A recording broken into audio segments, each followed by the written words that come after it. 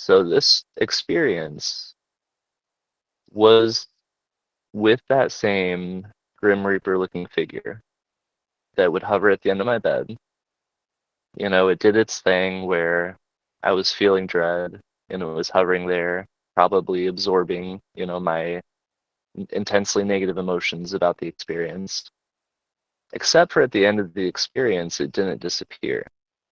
What happened is it grabbed me by the ankles, it dragged me off of my bed, through the hallway, down to my parents' room at the end of the hallway.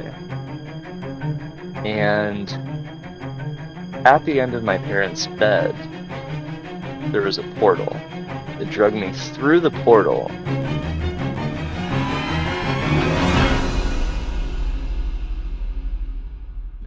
Yes, and many children see them too.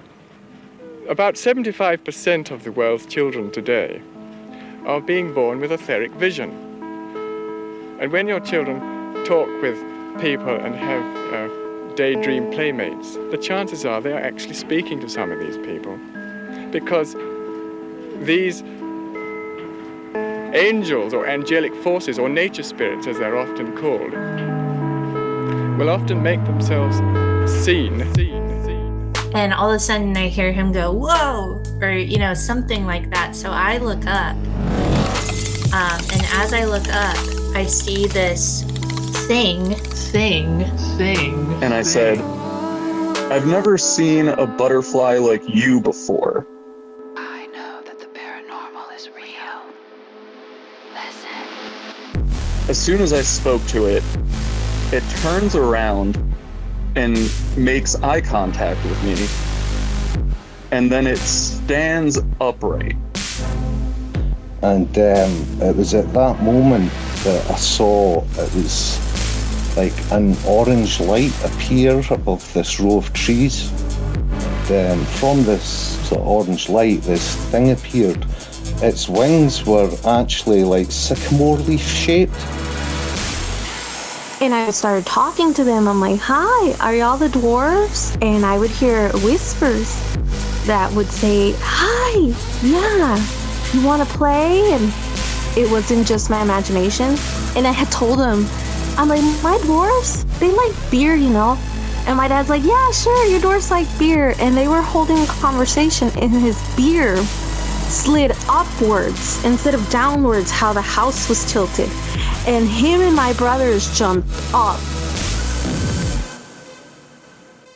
So I stop calling out Adam, and I'm just my mind draws a blank, and I stop behind that tree stump. I'm pretty close to it now because I took a few steps forward, and I see this thing.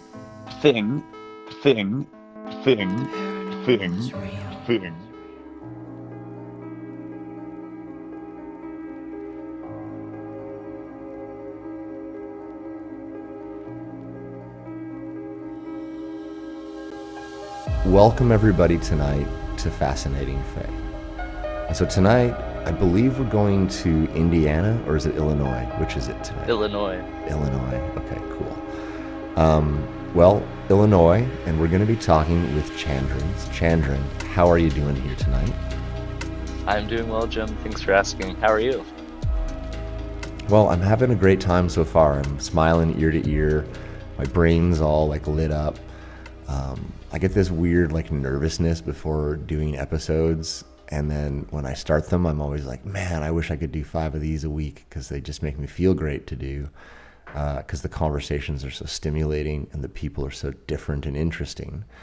And anyway, as we move away from the kind of unscripted start to the show and into kind of the normal workflow, which I did reference a second ago, that I'm trying to keep on track with most episodes, and no worries about our unusual start. That does happen on the show pretty often as I have evolved here.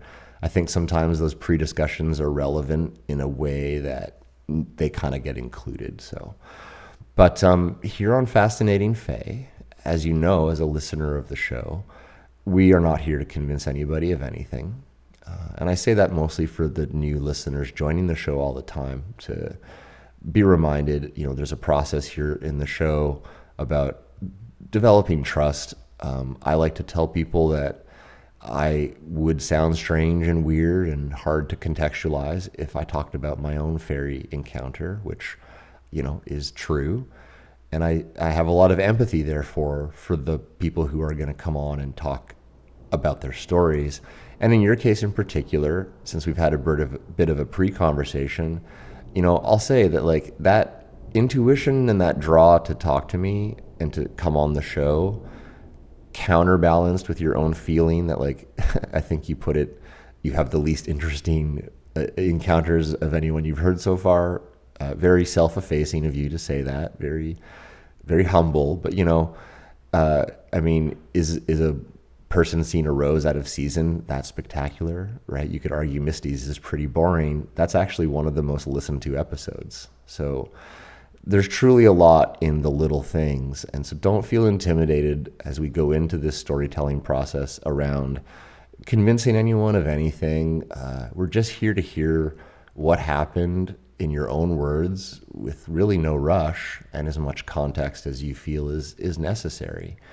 I'll just finish by saying that for the audience listening, Chandran is another person who recently has sent me like a really great email. And what I mean by a really great email is like, multi-paragraph, well thought out, just like the hallmarks to me of like someone I do want to bring on the show, because the person has something to talk about and is prepared to that length, to kind of brief me in the hopes that I'll bring them on the show.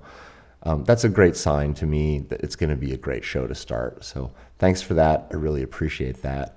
And I encourage anybody who might want to like do the same thing, is on that same kind of fence. You don't have to write me an email because you want to be on the show. You can just write me an email to have somebody to tell your story to, and I'll just like lock it in the vault if that's what you request.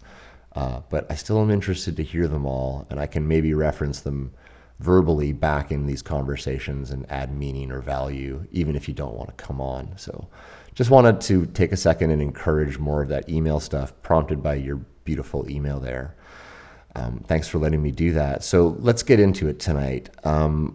If you would be so kind, Chandran, work through your chronology as you emailed it to me to the best of your flavor, whatever you choose here. It is your show. And let's go like this. Just tell me about your first experience. Let me ask questions afterwards, and we'll just go leapfrog like that through your list, if that's cool with you. Wonderful. Sounds great. First of all, thank you for that warm welcome. Very excited to talk about my experience. The only people I've told my experiences to were close friends and family, so it's definitely a bit of a stretch to me to go on a podcast talking about it, but more than happy to and very excited.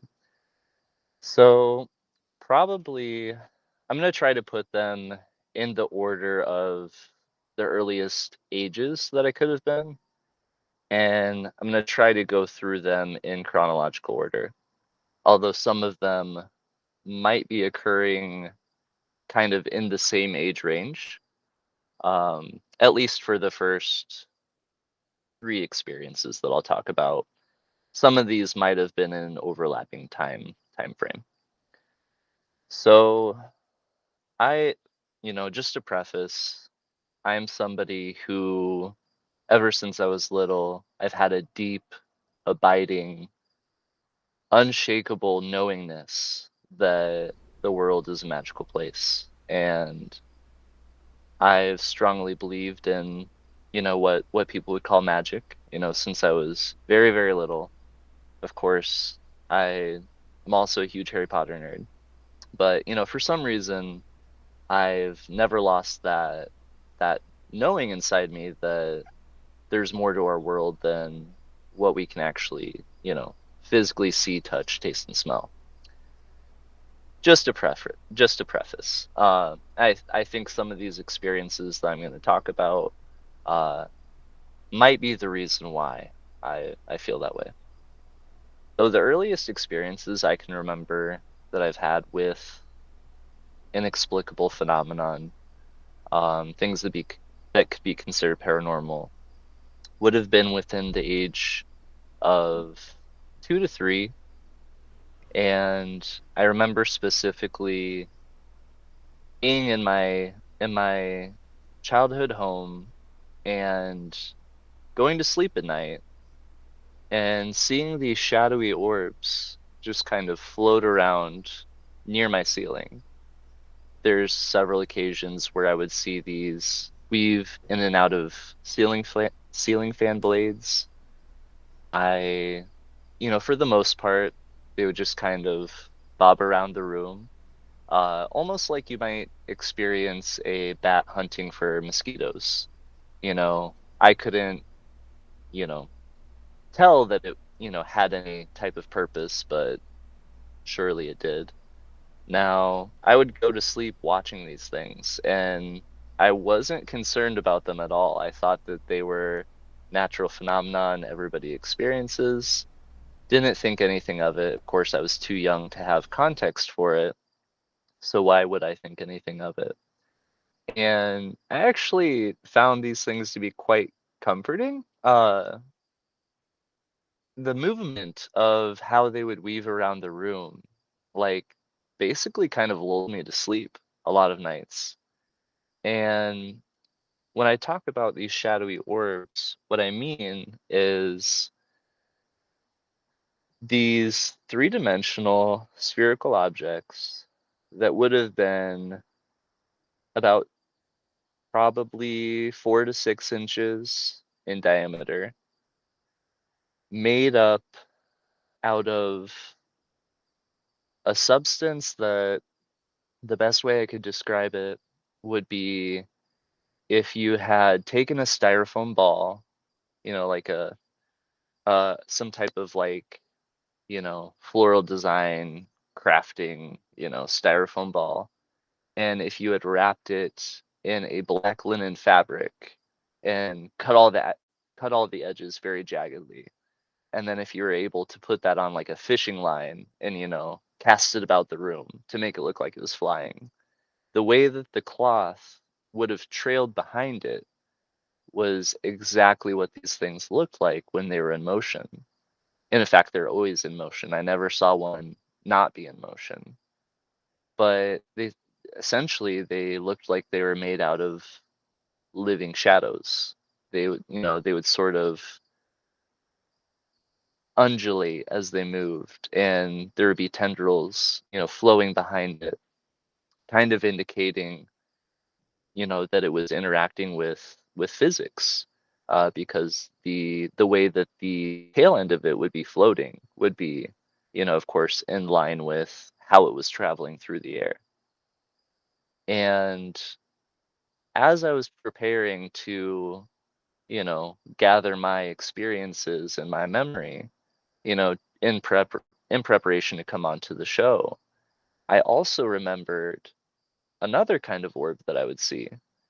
This type of orb was not something that was very common.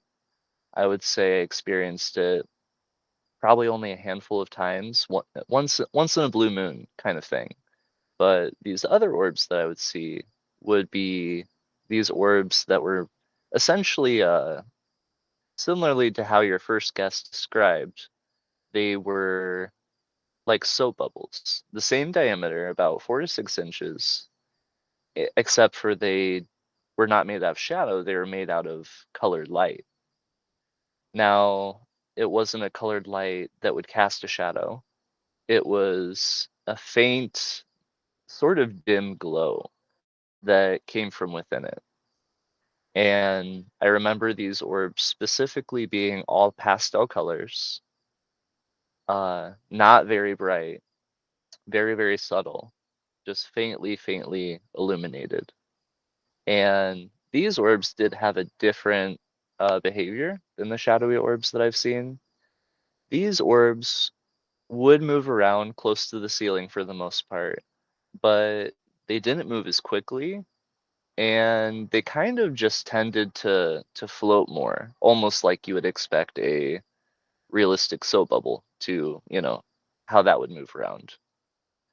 And as I was remembering, these shadowy orbs, something that I believe your first guest on the show had said, um, in conjunction with me going through my memories, Ron, I believe, had said something about, seeing, fairy lights or seeing colored orbs in relation to also seeing moonlight or the full moon. And basically that triggered a memory of mine from probably 2 years old, I would say 2 or 3 years old. And this is probably the first memory I have of anything strange. And truth be told, I don't know if it was a memory that I have from waking reality or if it's a memory that might have been from a out of body experience or astral projection. There are several times I remember in my childhood where I did have out of body experiences that were, quite unusual. But the way that I remembered this experience was I was in the middle of my room, my childhood room, at night. I could see everything in the room because the way that the moonlight was coming through the window lit up about 2/3 of my room. I had a northern window, and the moonlight would have been hitting it just perfect that everything from the north to the southwest side kind of fell in the path of the moonlight. And I specifically remember being in my childhood bedroom and being in the middle of my floor in front of that window where I had a toy box. And I just remember seeing these colored orbs floating kind of above my toy box and not thinking anything of it, just experiencing whatever that phenomenon was. I almost am kind of hesitant to bring that memory up because it is so subtle and it is so faint that I almost didn't really believe it upon remembering, just because it seems so fantastical and like, how could I forget an experience like that? Um, but it was really strange because it came out of nowhere as I was, recollecting my shadowy orb experience.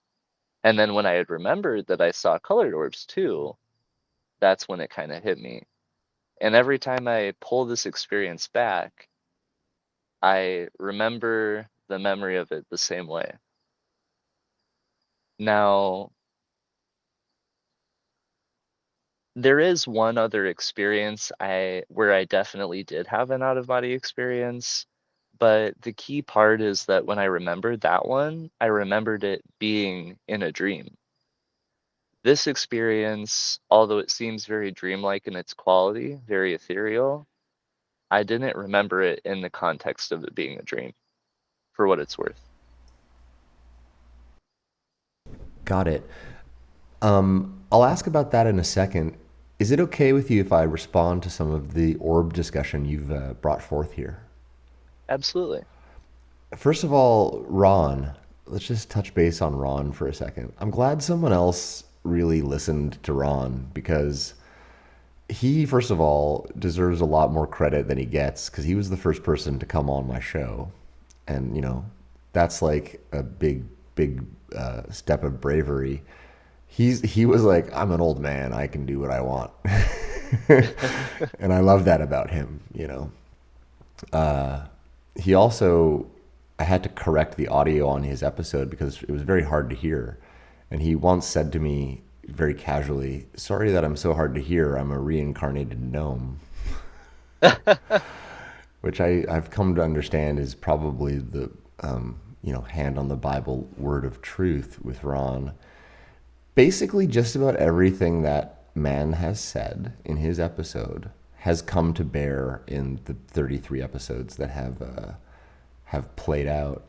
And I have more than once gone back to him and asked about stuff that I've just been told out of curiosity to hear what Ron will say. And he's got this thing that he said to me more than one time, which I'll share with you, which I honestly think is a great, if we're trying to like wrap bow on this present, it's going to grab like one end of that ribbon that you started with, which is sort of like, is anything coincidence, or is anything like, basically you're kind of asking the question of like, well, what is reality? You know? And Ron always says to me, he says, when you try to understand it, it gets weird fast. That's what he says. Meaning as you try to pluck apart two-dimensional, three-dimensional energy, feels but not visible, heard but not seen, seen but not heard, telepathically communicated with but not seen. I mean, these are all just like off the cuff examples of what would constitute things that the Fae can do, things that extraterrestrials or interdimensionals can do. And according to Ron, there's actually like, and again, this is not just according to Ron, but it's according to a couple other people I've talked to who are reaching out to me, and kind of like, I'll just say like Ron is like the gentle fatherly type who's like, I'm going to ask this stuff. Other people are kind of emailing me and a little bit jumping down my throat, being like, I've got the answer to this and you're just fumbling around in the dark. Bring me on your show and I'll clear it all up for you.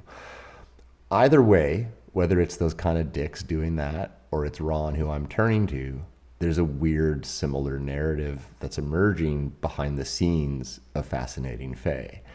Do you want me to share it with you, what it kind of is?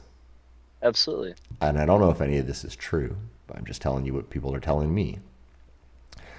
I'd love to hear.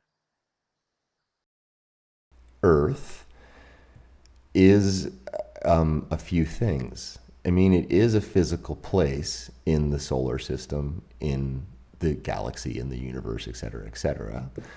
But it's also like a truly multi-dimensional reference point in the multi-dimensional ecosphere.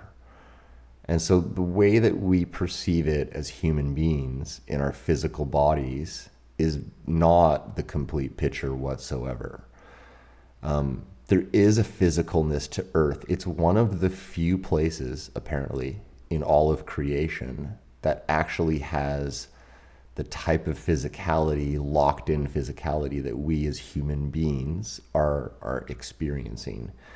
But most of life, if you would, is existing in what would be considered quantum planes or other dimensions.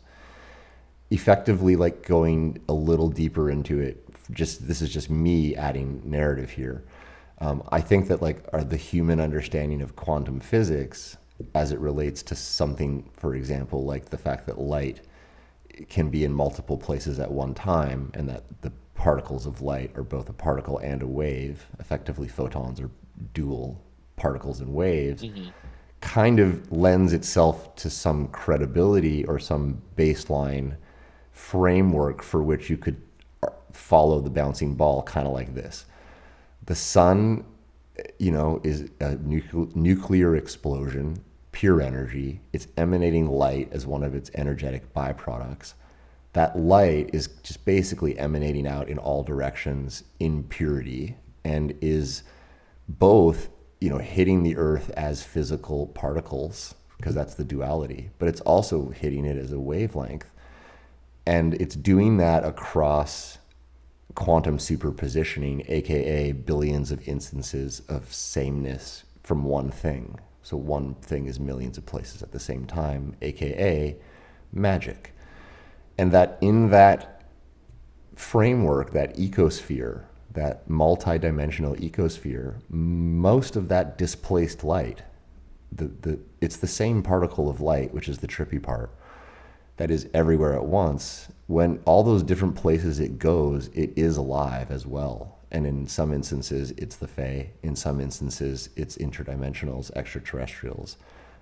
Basically, on Earth, it's all of those things at the same time, totally overlapped. And that we ourselves, human beings, are kind of like a weird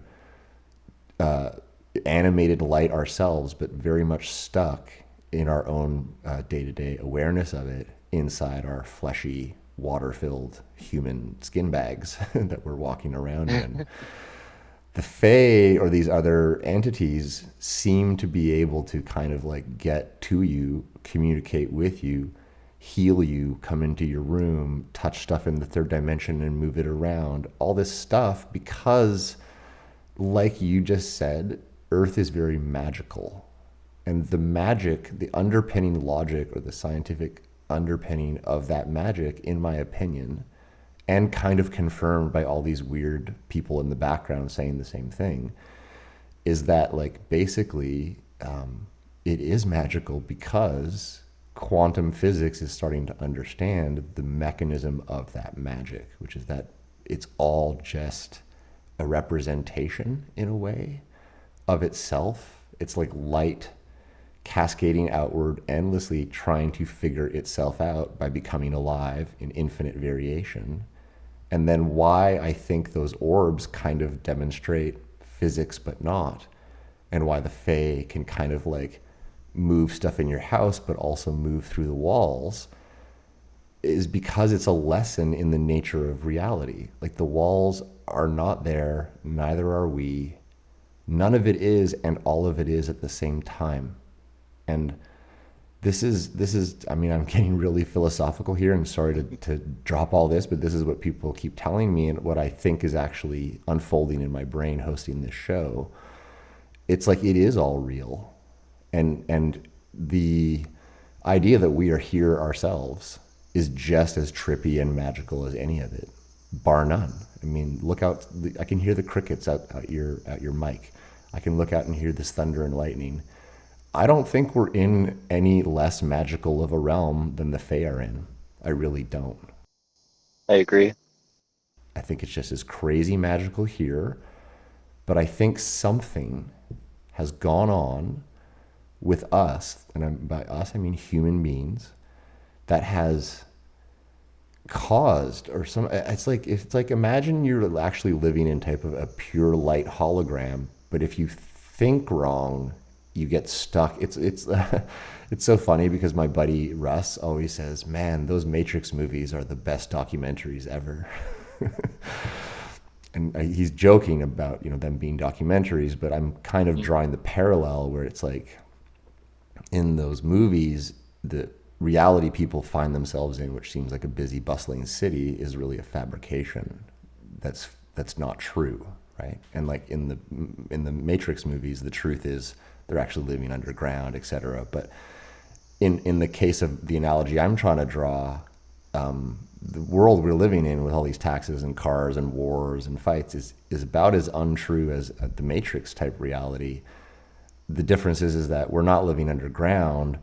We're living in that totally magical ecosphere all the time. And it's a reversal of the illusion where, do you understand what I'm saying? Like we're actually living not underground, but we're living full time in the magical place, but we have kind of convinced ourselves in a way that we're stuck on the ground. Absolutely. And so when you start to accept the existence of the Fae, gnomes, fairies, then you can't stop at accepting manted beings, orbs that are totally cognizant and animated, rock that comes to life. I got a person coming up who has seen a dragon. Oh, I cannot wait to hear about that. I know, me too. I can't wait to go back and listen to it again is what I mean. But someone who's seen stone come to life is coming on the show, is coming up. This is all Fae, and all of it is not, because I don't think we have the right words, because the science isn't really applied in the direction of this. This is usually shelved over in woo-woo, fey, fairy talk for all the Harry Potter nerds, wink, wink.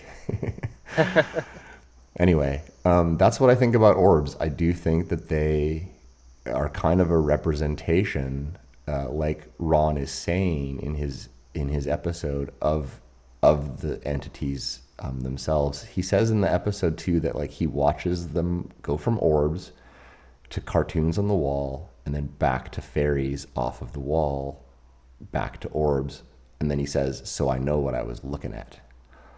Wow. And I think that's really powerful when he says, "So I know what I was looking at." He just really just drives it home with that one for me. Also, Tenny from Tenuviel's Tiniest Touch has the orbs experience. Is that episode 1 you've listened to? It might be. It is, and in fact, She calls them the eyeball lights. What does she call them? I can't remember. I don't remember specifically. Maybe just fairy lights. I'm not quite sure the terminology she used. We were talking about how when you press on your eyes, you kind of get like a sparkly light Oh, effect. yeah. So I've experienced that as well. Of course, there's quite a distinction between that physical phenomenon and like seeing light that shouldn't be there. And seeing them, exactly. Yeah, and there's Becca from Green Glowing Good and Gone, and that very powerful green orb in her room with her partner. So the orbs do come up a lot, and actually, I have been kind of obsessed with orbs since probably Ron, and I keep looking around on the internet for credible orb photography, and I don't really find a lot. It's mostly people picking up dust on their Ring camera that they're trying to photograph their baby when it's sleeping, and then the dog's dust is like getting sucked up by the HVAC, and they're like, "Look at all these orbs hovering above my baby." And it's like, no, vacuum your house, you slob, you know? They're in a dusty barn and they're going, "Oh my gosh, there's so many spirits in here." Yeah, but I did, through my research, quote unquote research, anyway, come across this Australian woman's Instagram with like maybe 500 followers called Amazing Orbs. And I just couldn't get over her shit. Like, it's so fucking cool. The multicolored, the different, like, you can see in some of the orb photos she has the representations of what these orbs are. Like, and I'll just kind of add this. I know I've talked a lot here, but I'll hand it off to you a sec, because you've just really triggered a lot of this orb stuff, especially in relation to bringing up Ron. I love that you did that, because I talk about Ron, I feel like, for the first half of this episode series, and I've kind of shut up about it, but then you brought it back up again, so I get to talk about Ron some more. He has a wonderful experience, you know, and the quality, the ethereal quality of his experience very much matches, you know, the one that I just mentioned with seeing the colored orbs, you know, kind of to the point of me disbelieving my own memory. But I, you know, and then again, knowing that it is a valid memory because of the fact that I can't remember it a different way if I tried, you know. Man, we talk a lot about childhood memories and the impact and the way they stick and the emotional impact a lot. So you're building another like checkbox on that spreadsheet column as well. Thanks for that. I'll finish off by saying this thing about this Australian woman's orbs that I think will add value to. She basically has these incredible photos. The website again for Instagram is Amazing Orbs. And I talked to her, and she has an upcoming episode where it's just nothing but orb talk. She basically says that she thinks that they're kind of like a transportation method for spirit of anything and everything. Literally ranging from deceased loved ones to, she's got photos that are definitely kangaroos in an orb. Whoa. Like the face of a kangaroo if she's in Australia. Yeah, I'm definitely getting goosebumps right as you mentioned that. Interesting. Yeah, because she's lit up. I'm getting them right now too. There you go. Wow. And she's like, she's got one of an eagle looking over its shoulder, this type of Australian eagle. She's like, I've got some orbs that look like groups of animals. I've got some orbs that look like prey and predator. I've got some orbs that have the faces of multiple people. And it's really interesting that you say you're getting goosebumps, because the most mind-boggling episode to date is this one with Emma that hasn't come out. And it's totally lit off by this orb photography from Liz in Australia, because I was looking at a photo of one of her orbs and it has the number 5 in it, or so I thought. And it then started to look like it had the number 6 in it, and I was really confused. And I I'm gonna butcher this story because I don't want to talk too long, but it'll make sense because this episode will come out after these episodes air. So when you listen back to your own episode, it'll make sense to you what I'm about to say here. But I was like talking to Emma about orbs as well, and I was like telling her, I talked to this woman about orbs, and after I talked to Liz about orbs, she was saying that some people and some devices can pick up orbs and others can't. That's not to say that the orbs are not there. It's a matter of like attunement almost, or just basically like she talks about a retreat where multiple people go out with a camera, but only one of them collects orbs, but all of them are orb photographers. And she basically says that she kind of thinks that the orbs themselves learn technology and can choose to appear for the recipient, like for the photographer. Going back to like so many things, including Linda's episode, because Liz talks about how she's pretty sure that the same way that the fairies and orbs can choose to appear on cameras or not, went back into Linda's camera after the fact and deleted that image because it was really just for her and no one else. Mm-hmm. And I've had stuff happen with my computer, Chandran, that is unexplainable, not the least of which is playing around with my audio interfaces on my computer in totally inexplicable ways. And I won't spoil it for you, but when I was talking to the woman from Australia, Liz, about orbs, she's telling me, yeah, I think the Fae can learn technology. And I hang up with her, I go to bed, because it's like Australian time zone, so it was really late for me to talk to her. I wake up in the morning, everything is still open on my computer as I left it, but instead of the normal, like, audio settings that you would see, everything has been quintupled in one instance, sextupled in another. So like it's like MacBook Air speaker, MacBook Air speaker, MacBook Air speaker, MacBook Air speaker, MacBook Air speaker. And I was like telling Emma about this, and I was like, Emma, it was like weird. Like the first thing was just 1, and then the next thing was like 5. And then the next thing was like 6. And she's like, oh, weird. And I'm like, what? She's like, well, I pulled tarot cards before I did this call with you, and I'm going to tell you the number of the tarot cards I pulled. And I'm like, okay. Now, mind you, this is connected to what you're saying about orbs, because the colored orbs that Liz has photographed is the first time I've seen, really, in my opinion, those weird hues that you're talking about captured on film.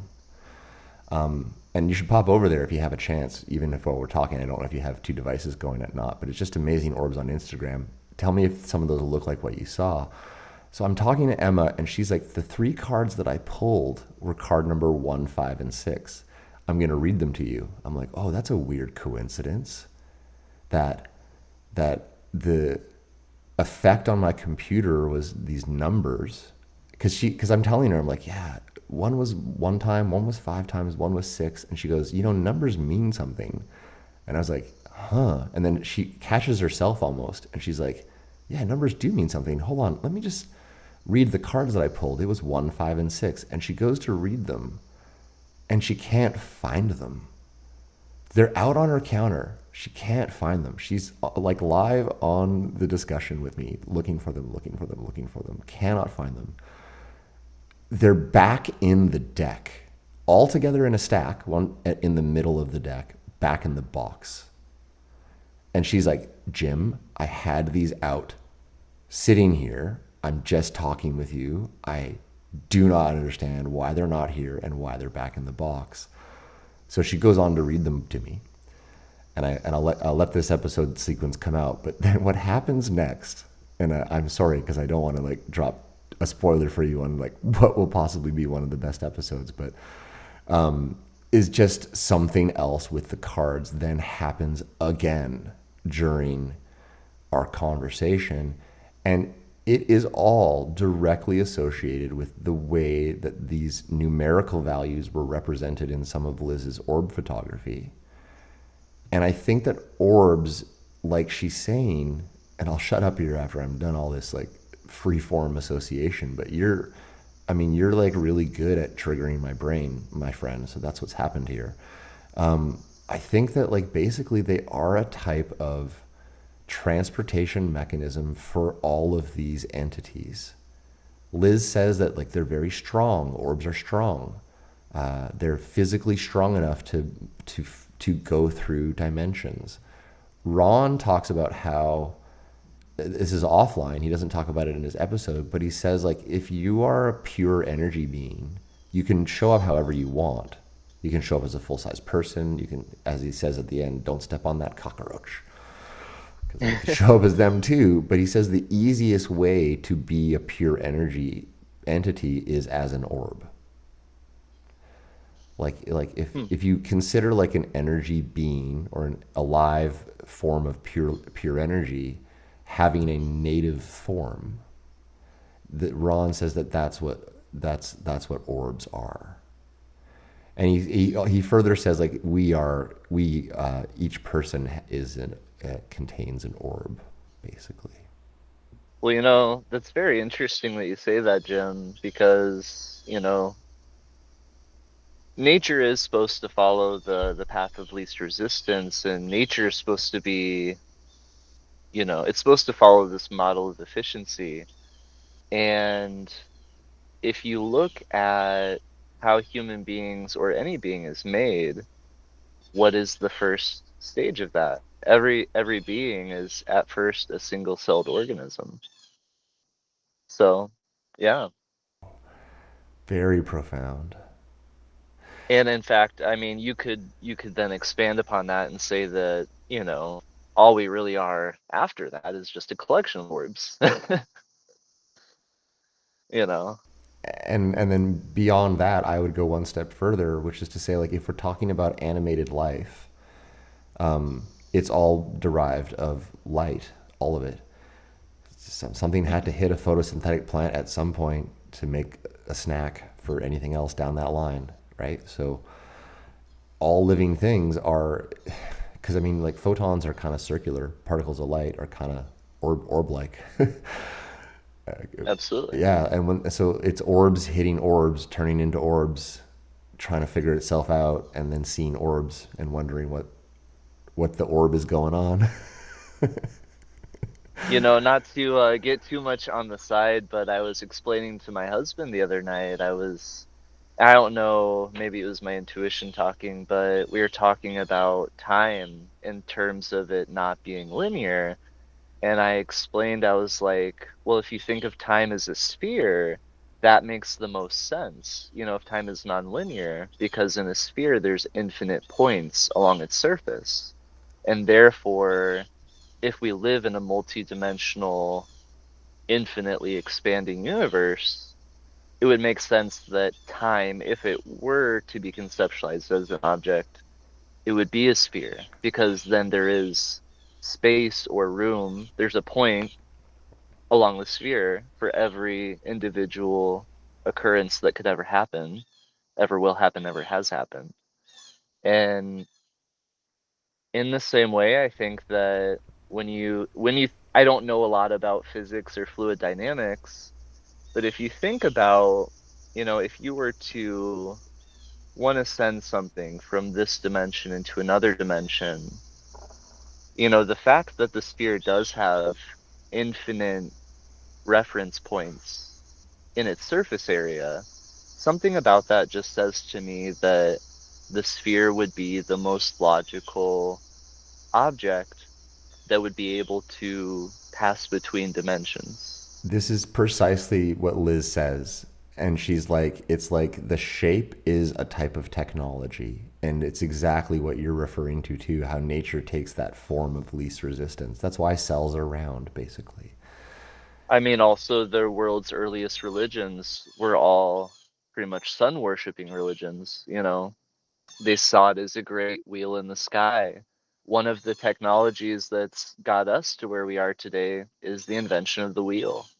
And so you can definitely see how circles or spheres or orbs, yeah, are inherently, there's something about them that's inherent to our existence and inherent probably to the existence of the entire cosmos. Agreed. There's a lot more to a Fascinating Fae episode than I just saw a fairy one time. It's basically a rabbit hole of existential crises that are attempting to be reconciled in real time with a bunch of lay people, which is why it's such a fun show to listen to. Because, like, who knows, man? Who knows?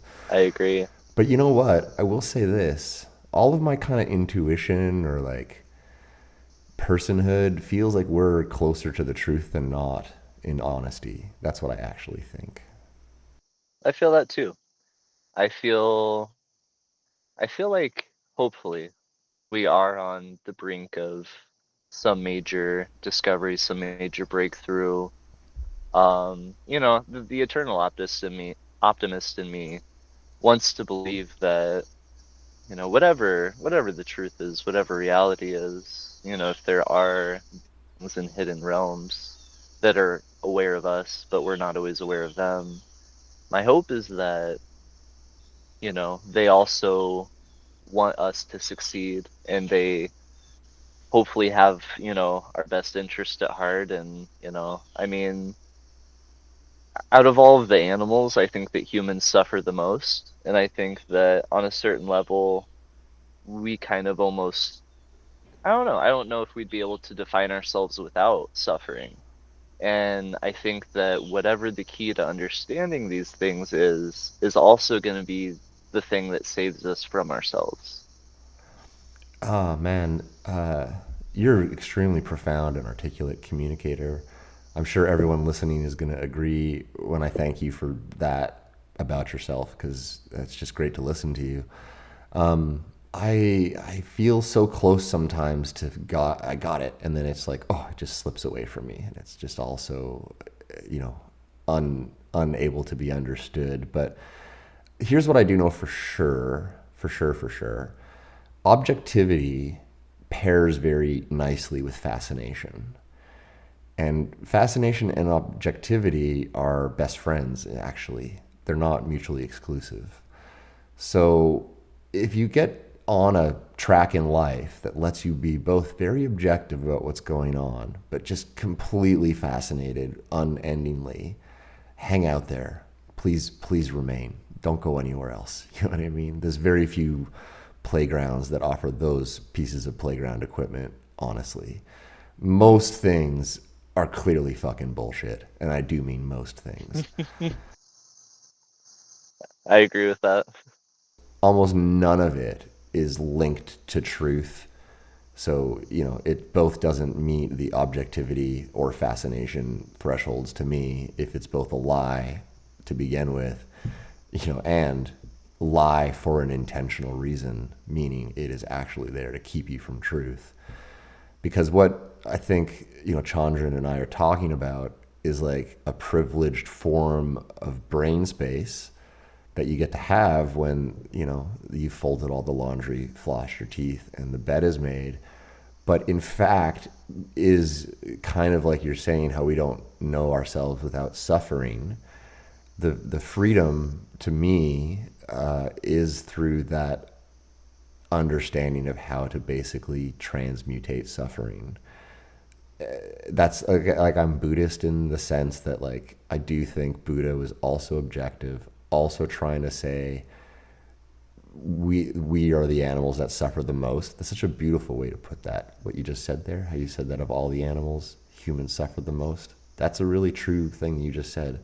I've never heard anybody say it just like that, and it's really true. Buddha was basically onto that same path, hence his veganism, hence his objective observation and wonder of life, essentially trying to separate himself from that cycle of suffering. The suffering is kind of like the anti-tech that's keeping you out of the magical. The fascination and wonder and the real kind of like linking to, like, yeah, maybe it is all orbs, maybe it is all energy. Like, these are all speculations, but those fascinated insights, like I'm saying, are what feel true to me and what I think have power and hope and longevity in them. I don't think that battling world religions, God bless everyone in the Middle East. God, whoever that is to them, bless them all. Same with Ukraine, same with Haiti, same with, every battlefield on earth right now. There's so many of them, I couldn't even list them all.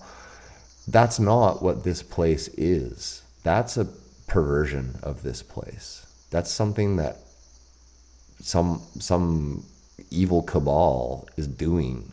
It's not the nature of this planet. The nature of this planet is the magical one I believe you know about, Chandran. I really do. And the one that I think I know about as well. And I'm trying to talk about as much as I possibly can on this show so that other people know about it too.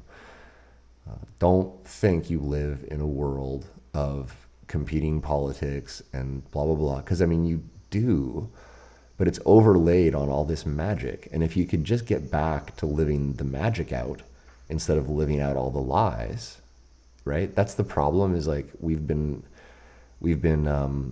like, without knowing that we were auditioning, we've all been cast into this play, and then we got handed the wrong script, right?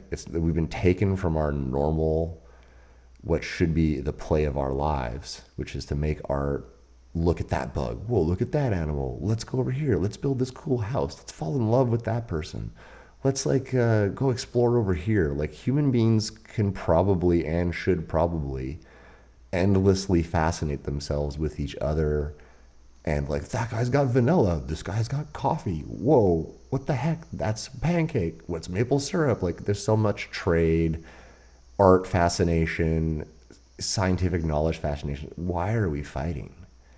There's too much to be understood. You know what I mean? And the orb visits are kind of like a deconstructed look at ourselves back into our own faces, is kind of what I think, in part. You know what I mean? Like, it's sort of like, look, you're just light. You're just this ball. Like, stop worrying about it so much. Is kind of the message I feel like the orbs do impart when one is lucky enough to see them, Chandran, as we move forward here, I think we've exhausted orbs. Let's talk about some of your other stuff, if that's cool. Yeah. Absolutely. I do have a side note, though. There was something I did forget to mention, and basically, it's interesting because it wasn't something I remembered right away about the colored orb experience, which was, again, something that I remembered very, very recently, that I hadn't thought about my entire life up until, a few days ago. But after remembering the initial experience of seeing the colored orbs in the moonlight in my room, I remembered an additional detail about them, and that's that there did seem to be an auditory um, phenomenon that coincided with them. Difficult to describe, but basically the most subtle, ethereal, tonal music that you could imagine is what I also experienced while I was observing them. Something that you might, think of, like, in Lord of the Rings, when they, are in like the elf city, and the elf's music. It kind of something like that, to that effect, or something you might be able to relate it to the sounds of like a crystal harp or something to that effect. Just very subtle, very quiet, barely barely audibly perceptible, but very, very beautiful and complex, almost as if it were hundreds or millions of tones overlapping one another, creating resonancy, creating some type of basically just music. And when I think of that experience of seeing the colored lights with the tones, the phrase that comes to my mind is the music of the spheres, which I don't remember where I'm pulling that from. I feel like it has some connection to do with how, angels are talked about in some books, and how angelic intelligences are sometimes referred to as the spheres. But yeah, that was just a little side note. I did forget to mention the sounds that went along with those. I'm really glad you did mention that side note because the previous guest, Drake, is the first person to talk to me about hearing fairy music. And he describes it Huh. in a very similar way that you do. He says it was like the concept of these instruments, but not really the instruments. Yeah, it definitely wasn't any type of instrument. It was more of just complex tones like overlapping one another into where it was, I don't know, like almost just kind of how, people would describe like an angelic choir almost, except like very not obvious, like the subtlest of the subtle sounds. Almost so subtle that you don't think you're hearing it, you think it's something that's only in your mind. So that's really interesting what you've said about the orbs just now. And it's actually, just before we move along past orbs, brought up a couple of last thoughts.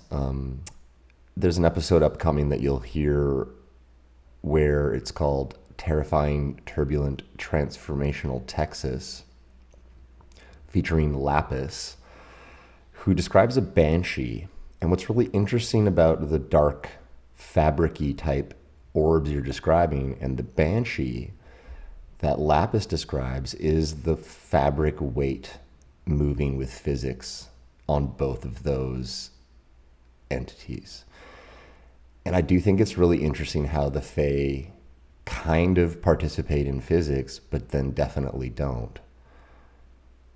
I just think like they're a walking, living, breathing lesson about physics. And that when you see like the trailing blackish kind of fabric-y motion behaving with physics and that sticks out in your mind, but obviously these are like defying other physics tenets. It's a lesson, isn't it? Like when something is both behaving via physics and disbehaving via it at the same time. Absolutely.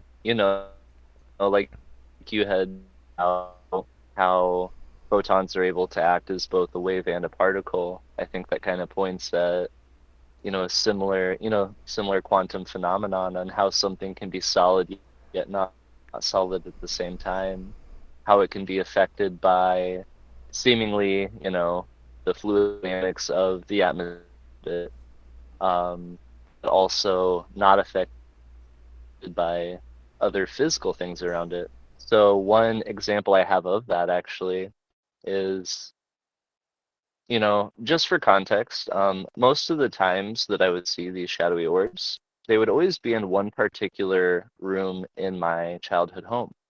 The room that I would see them in was almost always my parents' room. I did see them in my bedroom, just not as many and not as prevalent.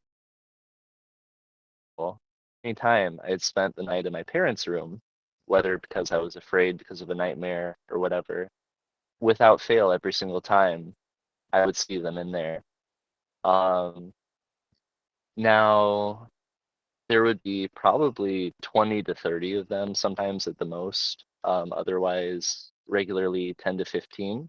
And I would just watch them, of course, travel around, kind of hovering close to the ceiling and just, almost behaving like you would expect some type of natural, like insect or something like that, And now, on one occasion, I did see a particular orb fly down by me on my left side of the bed, passed through a pillow on my left side, came back out through a different pillow on my right side.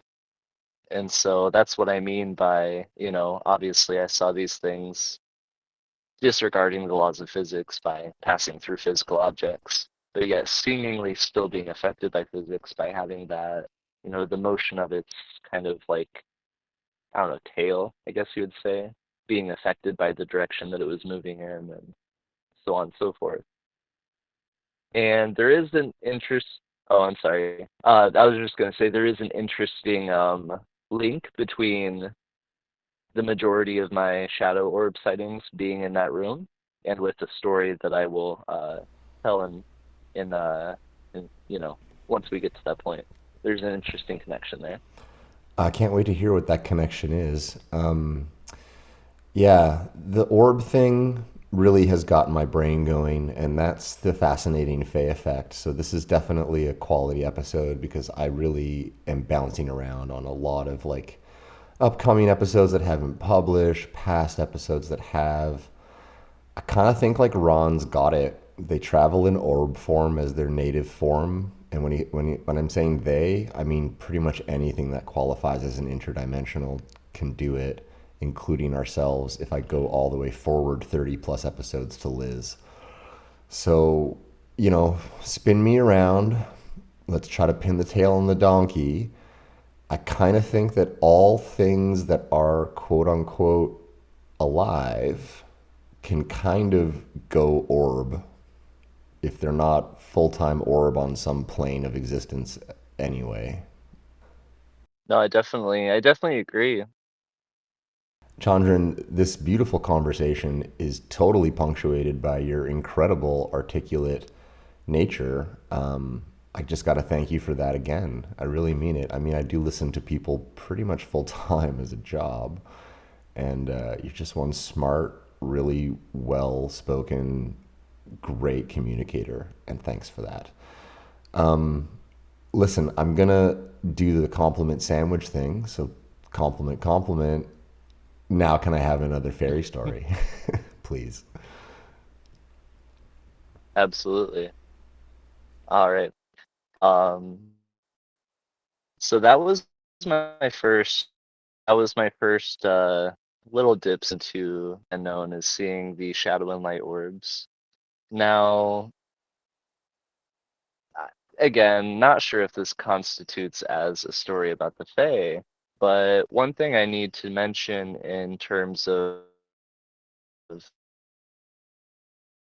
another story is from the ages of about most likely 2 to 7, I had extreme night terrors almost every night. And it's interesting to note that in these night terrors, I would always see the same type of figure or entity. And this entity appeared to be okay, so like the only thing I knew to reference it to would be the image of the Grim Reaper, except for there was never a body that was seen. It was only a black cloak. There was never any instrumentation, no scythes or anything, but basically just a floating black cloak. And without fail, almost every time I had a night terror, it was always this same looking entity. Um, and just a little bit about how those night terrors would happen. I would be in the dream state, not knowing I was in a dream. I would be thinking that I was awake and aware, because I would be looking at my room. And in hindsight, I think that I was looking at my room, but I was having a sort of half-baked out-of-body experience where I could see with my astral sight and I could see my room as it was, but yet I was still not fully out of my body and not fully awake, in the dream state. Uh, these experiences would always be brought on with this sense of just dread, just palpable dread. I would, think that I was awake and had my eyes open and I was looking around my room. And then all of a sudden, my awareness would be irretractably drawn towards either one of my windows. I had one at the north side of my room and one on the east side of my room, towards the foot of my bed and towards the head of my bed. So it would almost always be one of these windows that my attention was like tractor beamed into, meaning that I couldn't look away and that I could not place my attention anywhere else, no matter how much I tried. So the onset of these was always a sense of eeriness, meaning a sense of like, oh, something's off. I'm in some sort of liminal reality where something feels very off. And then that feeling would grow as my attention was drawn towards wherever it would be drawn to. And then it would develop to this full bodied sense of absolute existential dread, something that I have not felt in the waking reality ever, something that I couldn't really describe accurately besides just the feeling of everything feels wrong in a horrible way. It's like literally being in a waking nightmare. So once my attention would get drawn to a specific area, again, usually a window or the foot of my bed, that's when this entity would appear, and it would just come out of nowhere. It would be this black cloaked figure, no discernible features, no face or anything, and it would hover at the foot of my bed usually. And from what I gather, it was basically just inducing this sense of dread in order to feed off of it, because the sense of dread signaled its arrival, but it happened prior to its arrival, meaning that there was nothing for me to be afraid of, yet something was causing me to feel intense dread and intense fear. And so I knew it wasn't my own reaction to what was happening or to what I had seen. It was something manufactured by some other intelligence or agency. Now, this experience, every time it happened, seemed to last for hours, meaning that I was conscious for seemingly hours while I was feeling this incredible sense of fear and dread. And I never saw anything visually happen besides it just, standing at the foot of my bed staring at me feeling the fear and terror. But I did have this sense that it was, you know, almost able to feed off of or capture whatever emotion, of terror that I had been experiencing. And once it had its fill, I guess, it would just disappear. And then I would wake up. Sometimes I would wake up gasping for breath, like somebody was choking me, um, and usually drenched in sweat. Now, there are a few other occasions where the entity was different. There's an occasion where instead of the Grim Reaper looking figure inside my room, there was what I called the hag. And for whatever reason, it would only be a face, and she would appear only in my windows. She would never appear in my room. And it was exactly how you describe the stereotypical, caricature of a witch, meaning old woman, wrinkly skin, long, you know, um, sort of grotesque looking like nose, with absolutely like shock white hair, and the hair, was just a tangled mess, and just it's almost like kind of silly how similar this figure looked to like a Hollywood representation of a witch. No hat or anything like that, just old woman with wild white gnarly hair. And it would just appear in my window and just stare at me. Same thing. It would seem to last for hours, and then it would just be gone, and I would wake up. Um, there is another experience with night terrors that differentiates itself from the other ones entirely. So this experience was with that same Grim Reaper looking figure that would hover at the end of my bed. It did its thing where I was feeling dread, and it was hovering there, probably absorbing, my intensely negative emotions about the experience. Except for at the end of the experience, it didn't disappear. What happened is it grabbed me by the ankles, it dragged me off of my bed, through the hallway, down to my parents' room at the end of the hallway. And at the end of my parents' bed, there was a portal.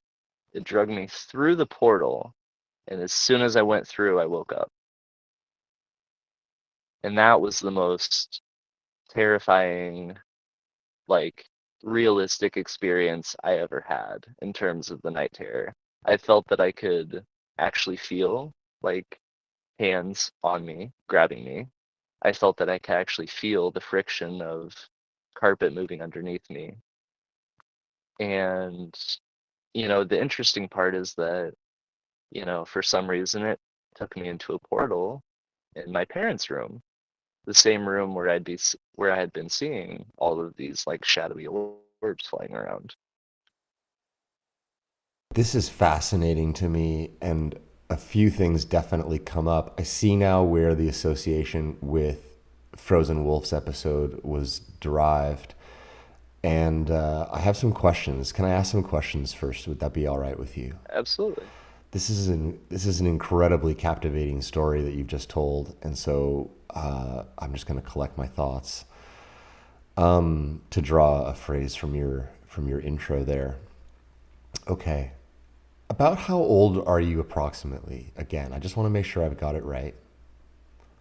This would have been this part, the last experience I talked about, the very specific one where it drugged me. I was probably about 4 or 5, I would say. I could have possibly been 6, but I would say between the ages of like 4 to 6, maybe. These are pretty like capable years for memory forming, and it's right around the same age Frozen Wolf was. And there's another upcoming episode I just published yesterday, in fact, with Brett, who also has a really like visceral hand on ankles experience. I do think that there's like it's interesting because I struggled a long time with the idea of like a dark fae, because the one I saw filled me with a sense of light for sure. And if you kind of like think about Ron's, his is pretty uplifting, and they were kind of uplifting stories for a while there until we got to around Frozen Wolf, and hers is one of the first kind of like dark fae stories, and I actually had a hard time publishing that. I had that episode quote unquote like on ice for a while because I just wasn't sure if I wanted to do that with this show. But I've grown as I go along in my comfort with various aspects of this subject matter, and ultimately I always do acquiesce or cave and publish, usually to my own kind of humility, where I'm like, I should have put this out earlier, I'm an idiot. I'm just a straight white dude who saw a fairy one time, and even this is hard for me to get my head around. So that's why I wasn't putting it out. Like, I'm not saying I didn't believe her, but it's like it's on that level where I'm like, well, this isn't like what I had, so I don't know if this should be on my show.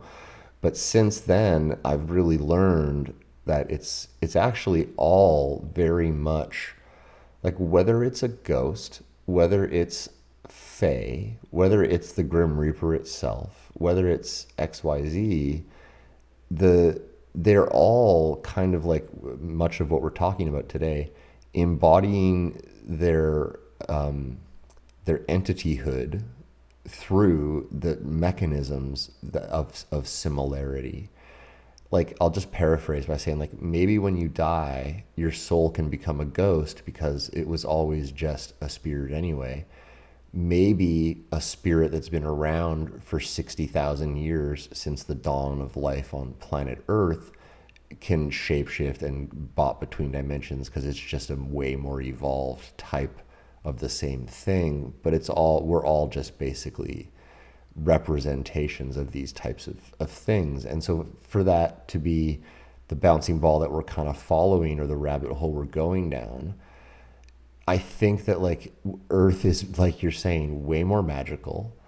I think that children do have like a kind of liminality where they're halfway in these other realms permanently, and that they're like in the start of my show, you know, that guy who's like, yes, children born have etheric vision. I think that it's not just etheric vision. I think that you are kind of like everything is etheric, and that you gradually become more solid as you age up and grow up, but that in a real, very real way, as a kid, especially a young one, you're half physical and you're half not. And I think that that's how these things get at you so easily, because you're already halfway over to them, is my hypothesis. I believe that fully. I'm glad you agree, because I think that as you age and you start to, whatever the case is, like to get all new agey, start to calcify your pineal gland, to get all practical, start to eat and drink all this fear that you see on TV and on the grocery store shelves. Whatever the case is, you're moving yourself away from that state, almost like intentionally. And I kind of feel like society as a whole, to go about what you're talking about at this Grim Reaper thing, to connect the dots here. And I want to ask some questions about the Grim Reaper before I do. So let me put a pin in that and ask some questions. So you're around 4 or 5, possibly 6 at the culmination event. Thank you for clarifying that for me. How approximately tall is this figure in relation to the foot of your bed? Can you roughly place it as a height for me, please? Absolutely. So it would have been about easily 5 or 6, you know, the height of a fully grown man, so 5 or 6 feet tall. Assuming that it wasn't actually levitating. You know, it seemed to be floating, but I would assume that it wasn't, you know, too far off the ground. Like, it's interesting how, like, in all paranormal, including UFO and ghosts, etc., there's always like a human type form. Not always, but there's a lot of the time like a humanoid stance at the very least.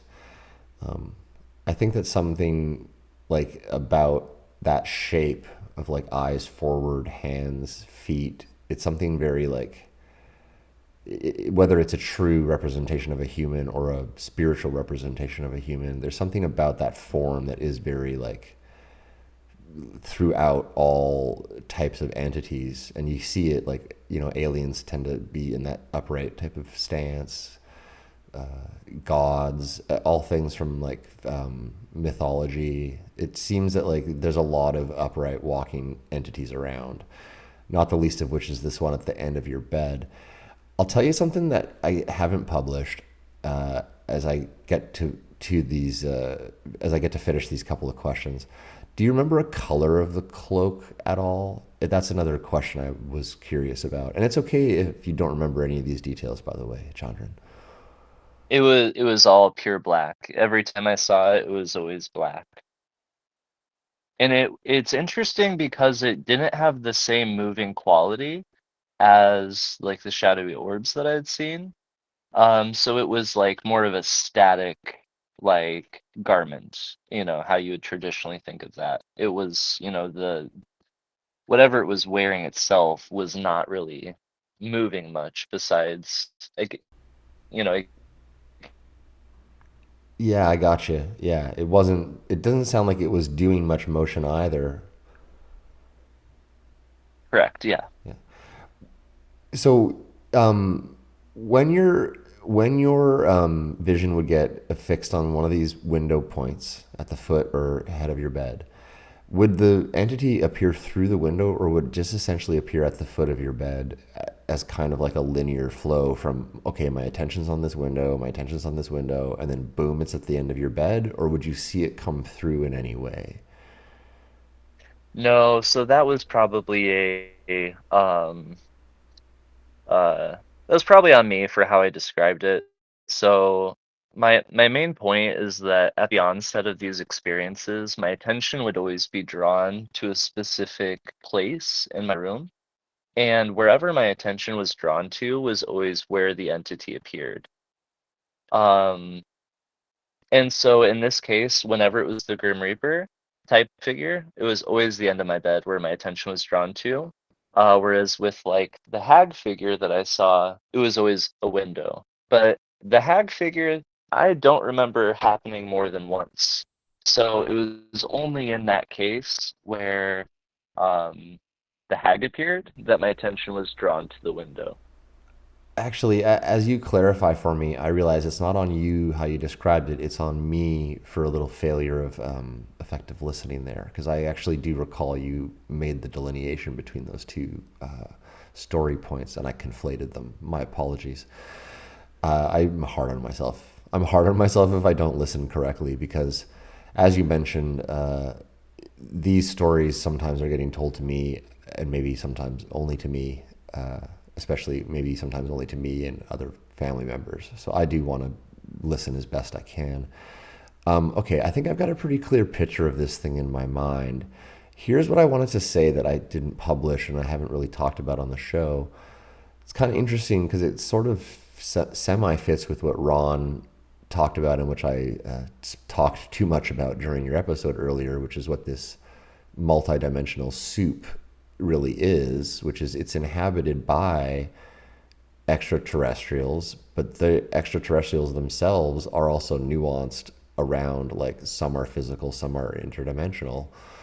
And then going down that line, there's earth spirits, all things of fantasy and lore are totally real, up to and including fairies. And basically, there's this concept that has been presented to me by a guest, Jen, who I didn't put on the show, about this this concept of like what's called loosh, Loosh.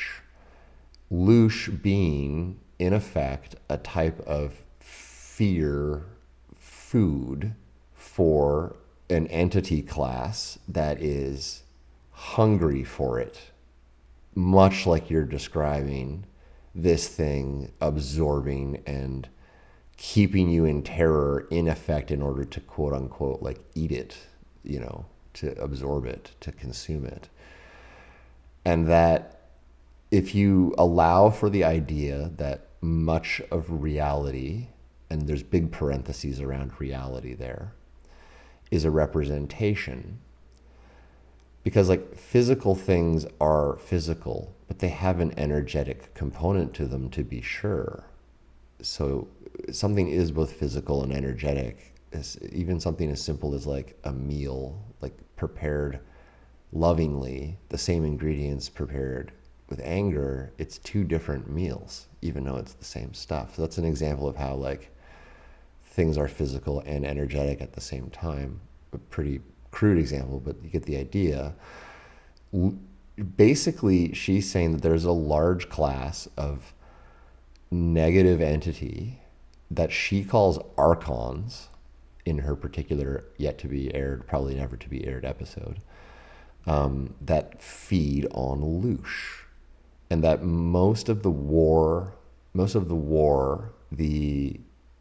the strife, like all the stuff that is impossible to understand, the child human trafficking, the war, the bombings, the school shootings, I mean, all of that stuff is in effect an orchestrated, fear-induced campaign by archons, specifically because human beings, of all of the entities in the universe, produce loosh when they're scared.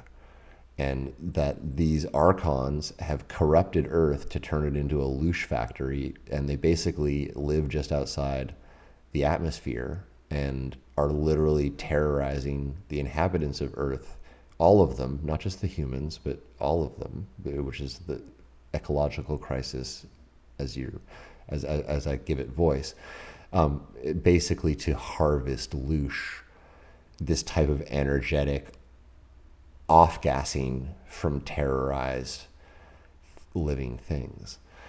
And that what you're describing, that trying to bring like children through a portal, is really similar to what Frozen Wolf talked about. Like really similar, because they're pretty sure they were yanking her off the bed to take her through the same place. And this is me having listened to her and having talked to you and listened to you for a little bit. I think that certain people have a special self, for lack of a better word. Like their brains and themselves are quite attuned and quite aware and very smart and like locked in and like all the things I've been complimenting you on. And I think that like some people are slightly better louche factories than others, if for lack of a better word, and they might have wanted you for that reason, much like I think they wanted Frozen Wolf for that reason. And I think a lot of touched people who have that vision through the veil can be subject, not just as children, but as throughout their entire lives, to a very real push and pull from these opposing forces, with kind of like light-filled fae on one hand and these kind of darker representations of, like, in your case, you're not naming it as an archon who's sucking your loosh, you're calling it a grim reaper type figure who's trying to harvest your terror, your abject fear. But it's just so remarkably interesting that a lot of people are kind of saying the same thing around that narrative of like, maybe there is a quote unquote spiritual warfare taking place for the human soul. What do you think about that? I'm curious, Chandran, what that brings up for you. I think all of that's incredibly interesting. And funny enough, the thing that comes to my mind is they made a children's movie about it. Like Monsters Inc. is literally about, you know, my lived experience, other people's lived experiences, I mean, whether intentionally or not, actually kind of what happens in the plot line of that movie. Um, so I don't know. I don't know if that has any real bearing on the conversation or on the reality of the phenomenon. It, at the time, I had no concept of good and bad spirits. I had no idea what spirits were at such an early age. And, I don't think that such an idea is too far-fetched. Whatever it was definitely was causing me to feel this, again, like, describable, like almost like, you know, apocalyptic type of like amplified by 100 times. And, just that indescribable emotion, the fact that anything can cause you to feel that feeling, you know, as a result of it choosing to do so is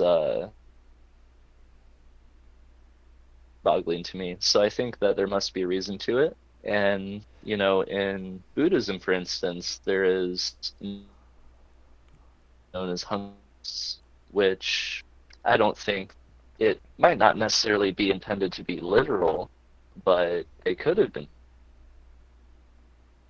a being, which is a spirit that roams, forever, eternally unsatisfied, maybe based on, a life that it's lived. It wasn't as good as it should have been, or, whatever the lore behind that is in Buddhism. I'm not entirely sure, but it's interesting because, yeah, I definitely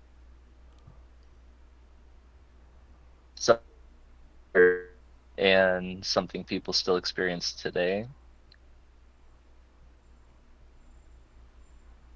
We're having some audio problems here that are pretty interesting.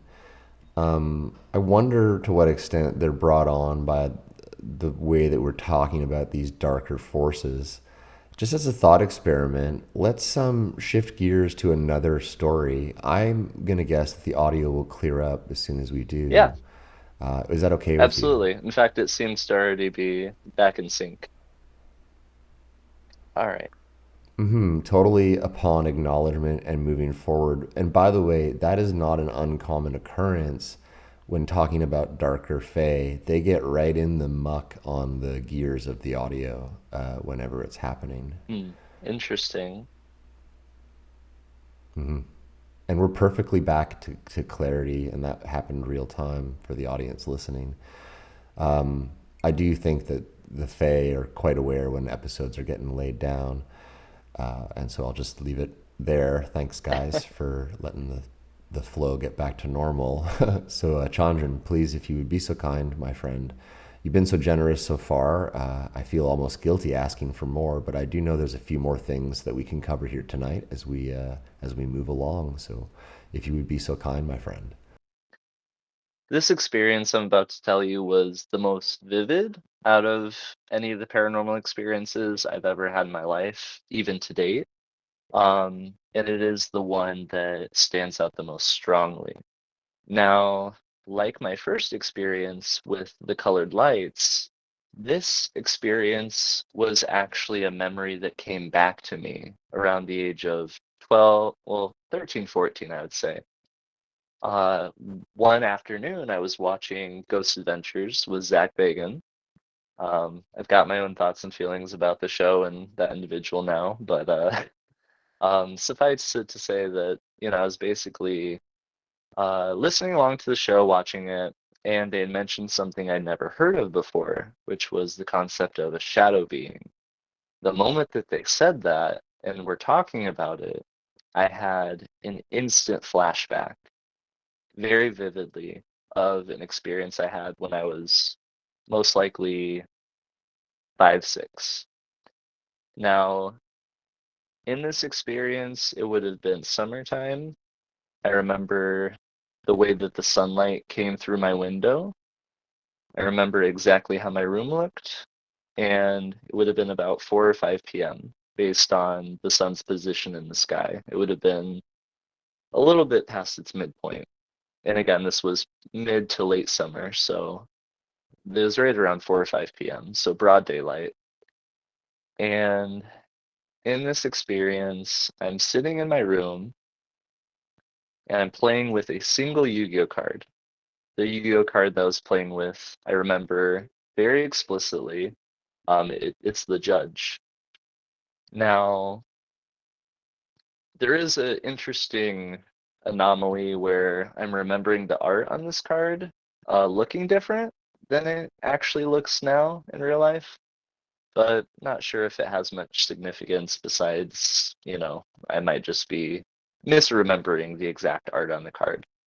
Um, So I was playing with this Yu-Gi-Oh card, just kind of in my imagination, looking at it and, probably making up a story about it. And I looked up from this card and, towards my doorway. I was facing my doorway.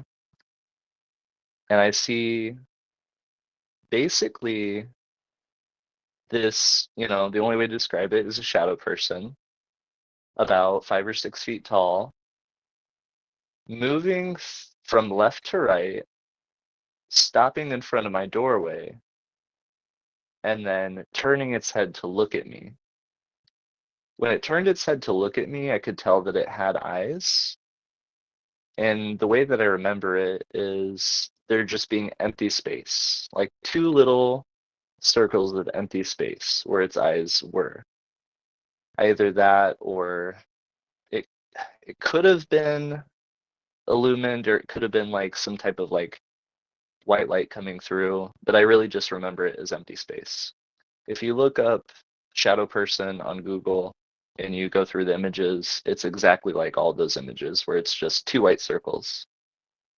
Now, I look up from the card, I see this being come from the left to the right, stop in front of my doorway, turn its head to look at me, and then it turned its head away from me and it walked opposite my doorway into my bathroom, which was, again, opposite my room.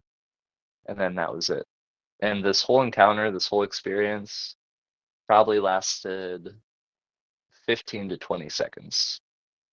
There is an interesting, I don't know, I kind of feel like maybe there was the slowing down of time, particularly when it looked at me, but I can't say, with ultimate conviction that time slowed down. just the way that I remember it, particularly when it turned its head to look at me, that was, the most bewildering aspect of it. Um, to be honest though, like I had no reference for what this thing could have been. I did not feel afraid by it. Nothing about it felt malicious. I didn't really see it at the time as being a individual or an entity. I kind of just thought of it as a visual phenomenon, and I thought that, okay, this must be something that everybody experiences, just kind of like how you'd see sunlight or, how you'd see, a literal physical shadow. Um, and so I just went right back to playing. Like it didn't bother me at all. I didn't think about it after it happened. And I think because of how ordinary that experience was to me, that is why I kind of forgot about it or put it in my subconscious until the moment where it became relevant again. I do talk on this show with various guests about the triggering aspect of just seemingly innocuous things further down the line, bringing about these memories and the stickiness of the memories. Whereas, like, now you can't stop thinking about that memory once it's been unlocked, so to speak. And I also do think that there's like an emotional power to strong memories in childhood that is undeniable because there's so many memories that are happening on a daily basis potentially. I mean, literally like 24 full hours of potential stimulus. Not that you're awake all that time, but you get the idea. And so when things do stand out, it's for a reason. I always say that it's for a reason.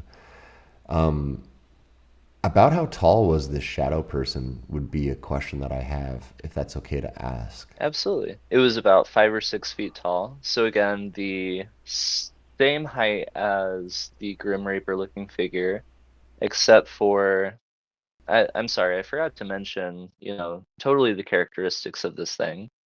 So this shadow person that I saw, in broad daylight while I was awake, this being was very similar to the shadowy orbs in terms of what it was made out of, meaning that it was steaming, it seemed to be made out of almost like a living shadow, is what I would call it. Um, the being was a full-bodied apparition, meaning I could see its head and I could, see it go all the way to the floor. Although the lower half of its body was very amorphous and was actually constantly shifting.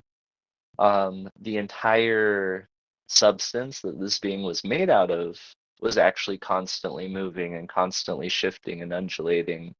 Yet the head and the shoulders and the suggestion of arms that I could see remained defined. Just the lower half of the body was anomalous. Okay, I'm not going to jump around too much. I'm going to ask a couple of questions about these shadow people, but there's one I forgot to ask about your getting pulled towards the portal that I'll be really upset with myself if I don't remember. So I'll ask that again in a second.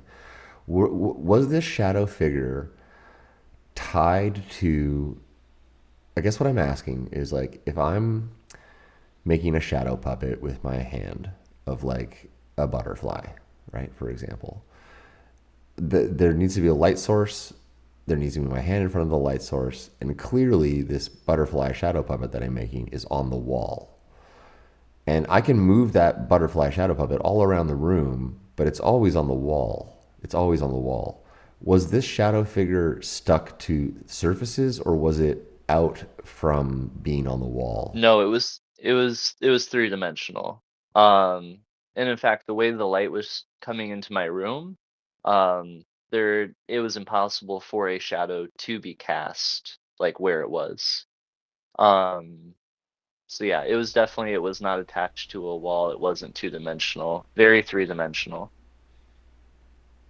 Glad I asked that question because I think sometimes when people say shadow person, can become confusing because there is a type of shadow person that you see online caught on camera sometimes, which appears to be like a true shadow, like we're talking about, like I'm talking about, like a shadow puppet shadow, but that the shadow is moving without a source of casting. Like there's no object casting that shadow. It's just this shadow, like in the shape of a person, effectively moving. But those shadow figures seemingly are always pretty much stuck to the wall, Mm-hmm.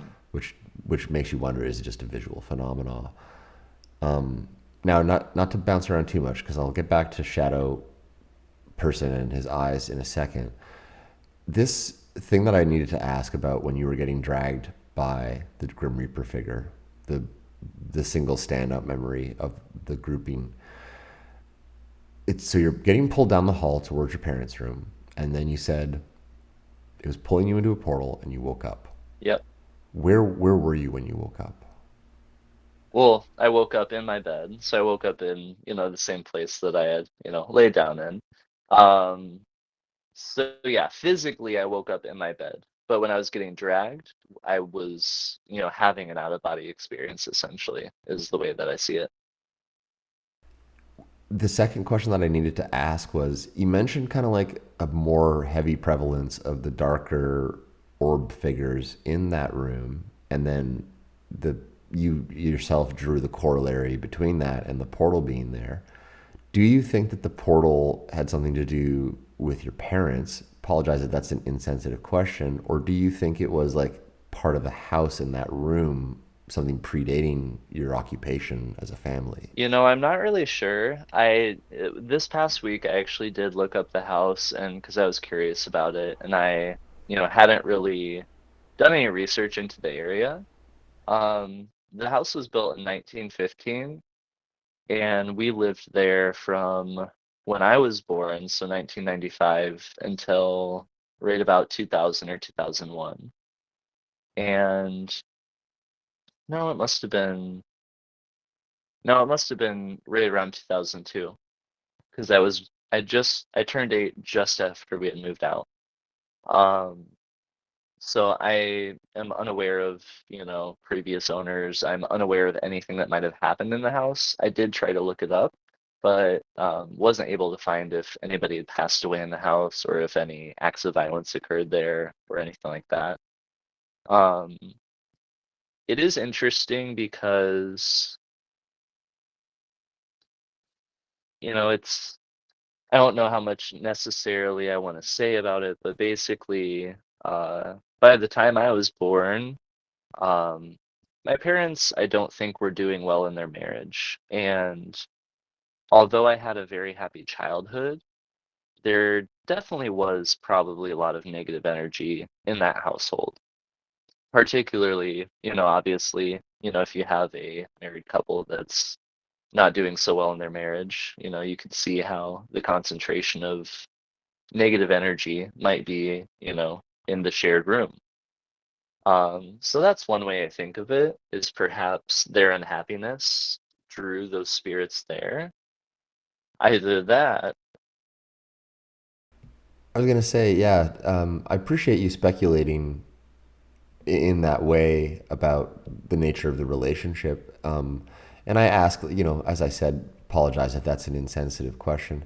I also come from a family that's my parents are divorced, and before that happened, and right, in the sort of years leading up to it, it was pretty grim in my home situation. So I do empathize with that. I think that just to move us along and not get too caught up in the weeds, so to speak, master bedrooms of any house tend to disproportionately carry a lot of energy, especially if they've been occupied by multiple people. My condo is 2 years old, but there was a person living in here before I bought it, and it took me a while to get the feeling of that person just out of here, if that makes any sense. So, oh, totally. I definitely know what you mean. In other places I've lived in, I've felt the same thing, energetic remnants of past owners. fully. And some houses I think can hurt you if you don't know the past and something real bad happened in there. I think you can find yourself living in a place that is not good for you accidentally.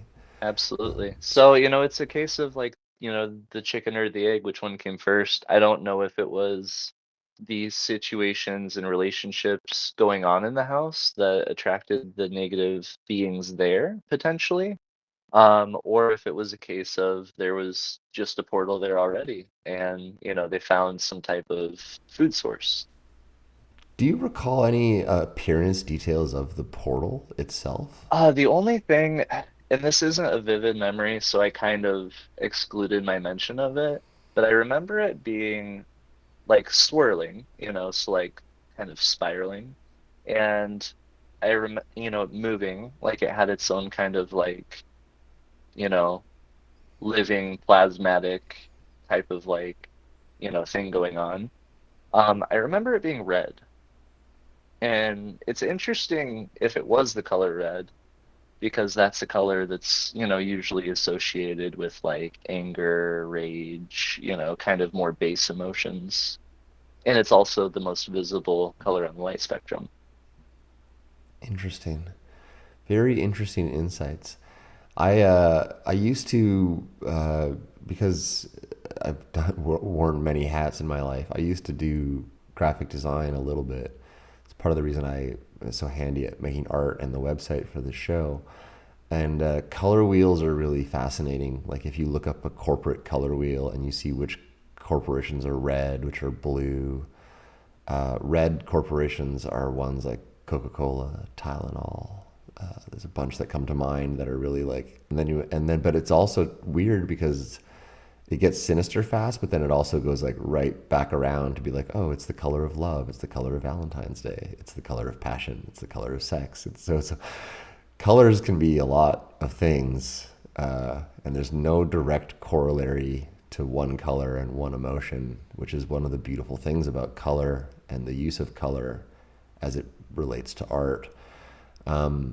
I really appreciate you letting me bounce around. Can I get back to the shadow person real quick? Because I did want to ask about the eyes. Absolutely. Was it as though you could see like?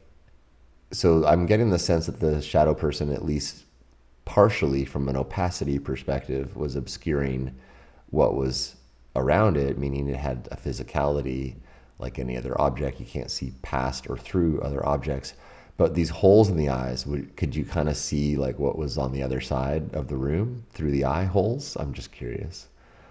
Extremely good question. So you're right, and that this being, I think I'm using the word correctly. It was completely opaque, meaning that I could not see what was on the other side of it.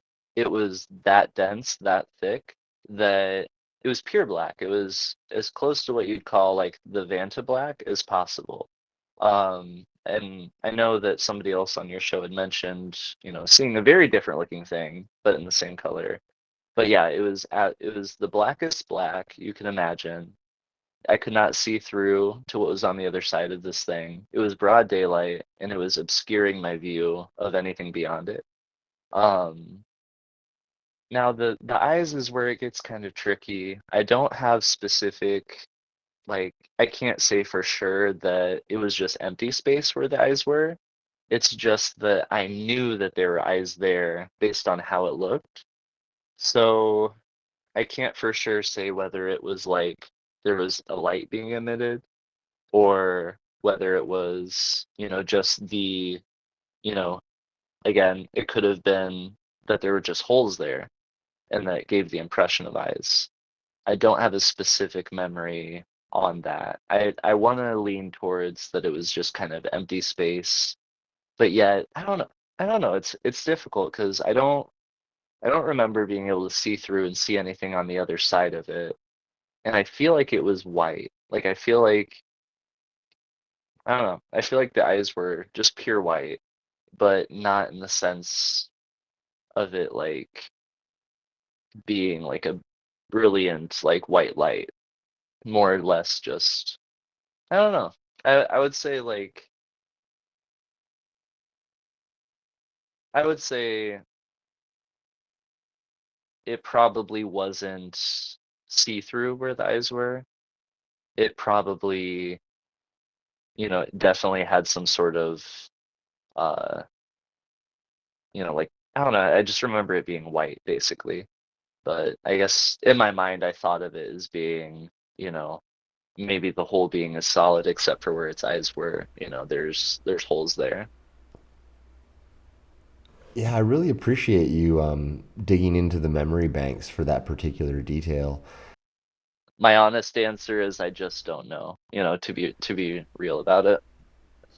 And that's a great answer, especially in the context of this show where I always say the following things. We're here just to collect these amazing stories in people's own words. And, there is no convincing anyone of anything because it's just about what did you remember. And so my questions are always born of real curiosity and nothing less. It's not really a gotcha moment type of show.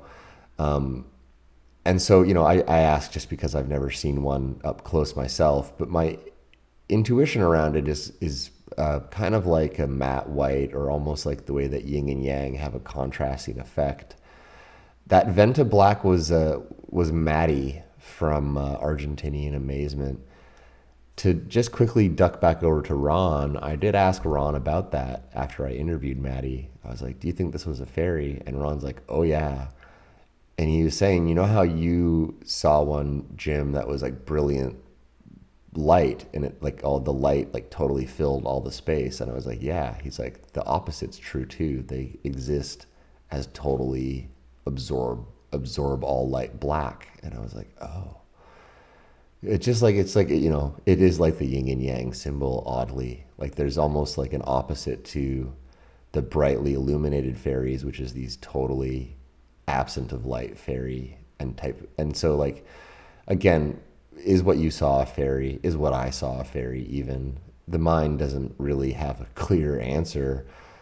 I arrived at fairy and started the show Fascinating Fae because what I saw had wings, and I mean I just couldn't place it onto any other pop culture reference at the end of the day. But the concept of fae is very inclusive of all of the type of strangeness, more so, in my opinion, than just about any other paranormal catchphrase.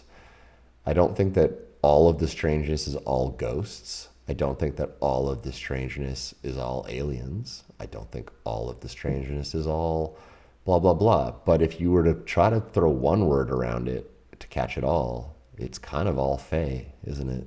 Yeah, it seems to be that way, at least in my own kind of vague, intuitive understanding, like whatever they are, that terminology, that category kind of fits almost any interdimensional being, that you could think of, or any, being that exists in our realm, but also, beyond our realm.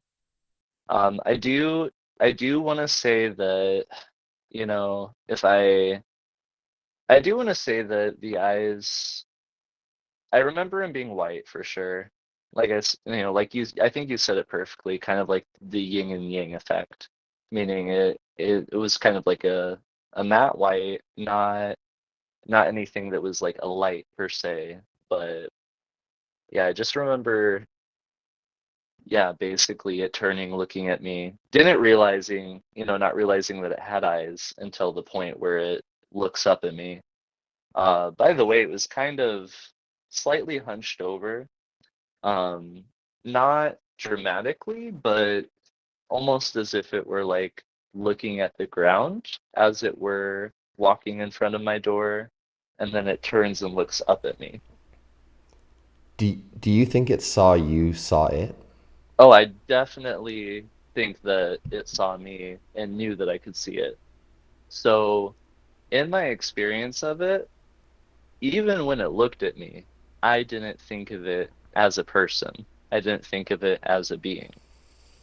Um, I I don't know. I think I was kind of probably just in shock, The interesting thing to note about it though is that at the time where I would have saw this shadow person, it would have been basically the same time period as I was having all of these night terrors.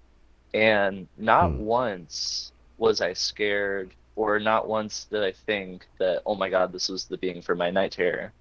And it seems, I don't know. I don't know. It could be the same being for all I know. Maybe it's, not powerful during the daytime and couldn't affect me then. Who knows? But basically it seemed like it had a sense of detached curiosity about me. Probably the same kind of curiosity I showed towards it.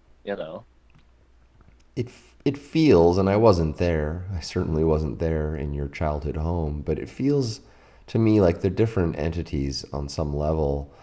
Maddie also didn't get a fear from his dark colored Venta Black fairy that touched his chest. Ron, again, going back to my like encyclopedia Ron Tanica of fairy stuff, my single most referred to and my first guest. What a blessing that was. My first guest could have been just like, I don't know, something non referential for the rest of the show, but instead I got Ron. So thanks again, Ron. Appreciate that. He just says that that deep black is like another type of incredible color that they just can naturally occur as. And you mentioned a second ago, kind of this idea of like, well, what are these things? And I'm paraphrasing poorly, but as I sort of think about the many strange tales that have come forward here tonight and the beautiful way in which we started off with all that thunder and lightning, and I think about, just the respect that I tend to try to keep in the forefront of my mind for your time and for the audience's time.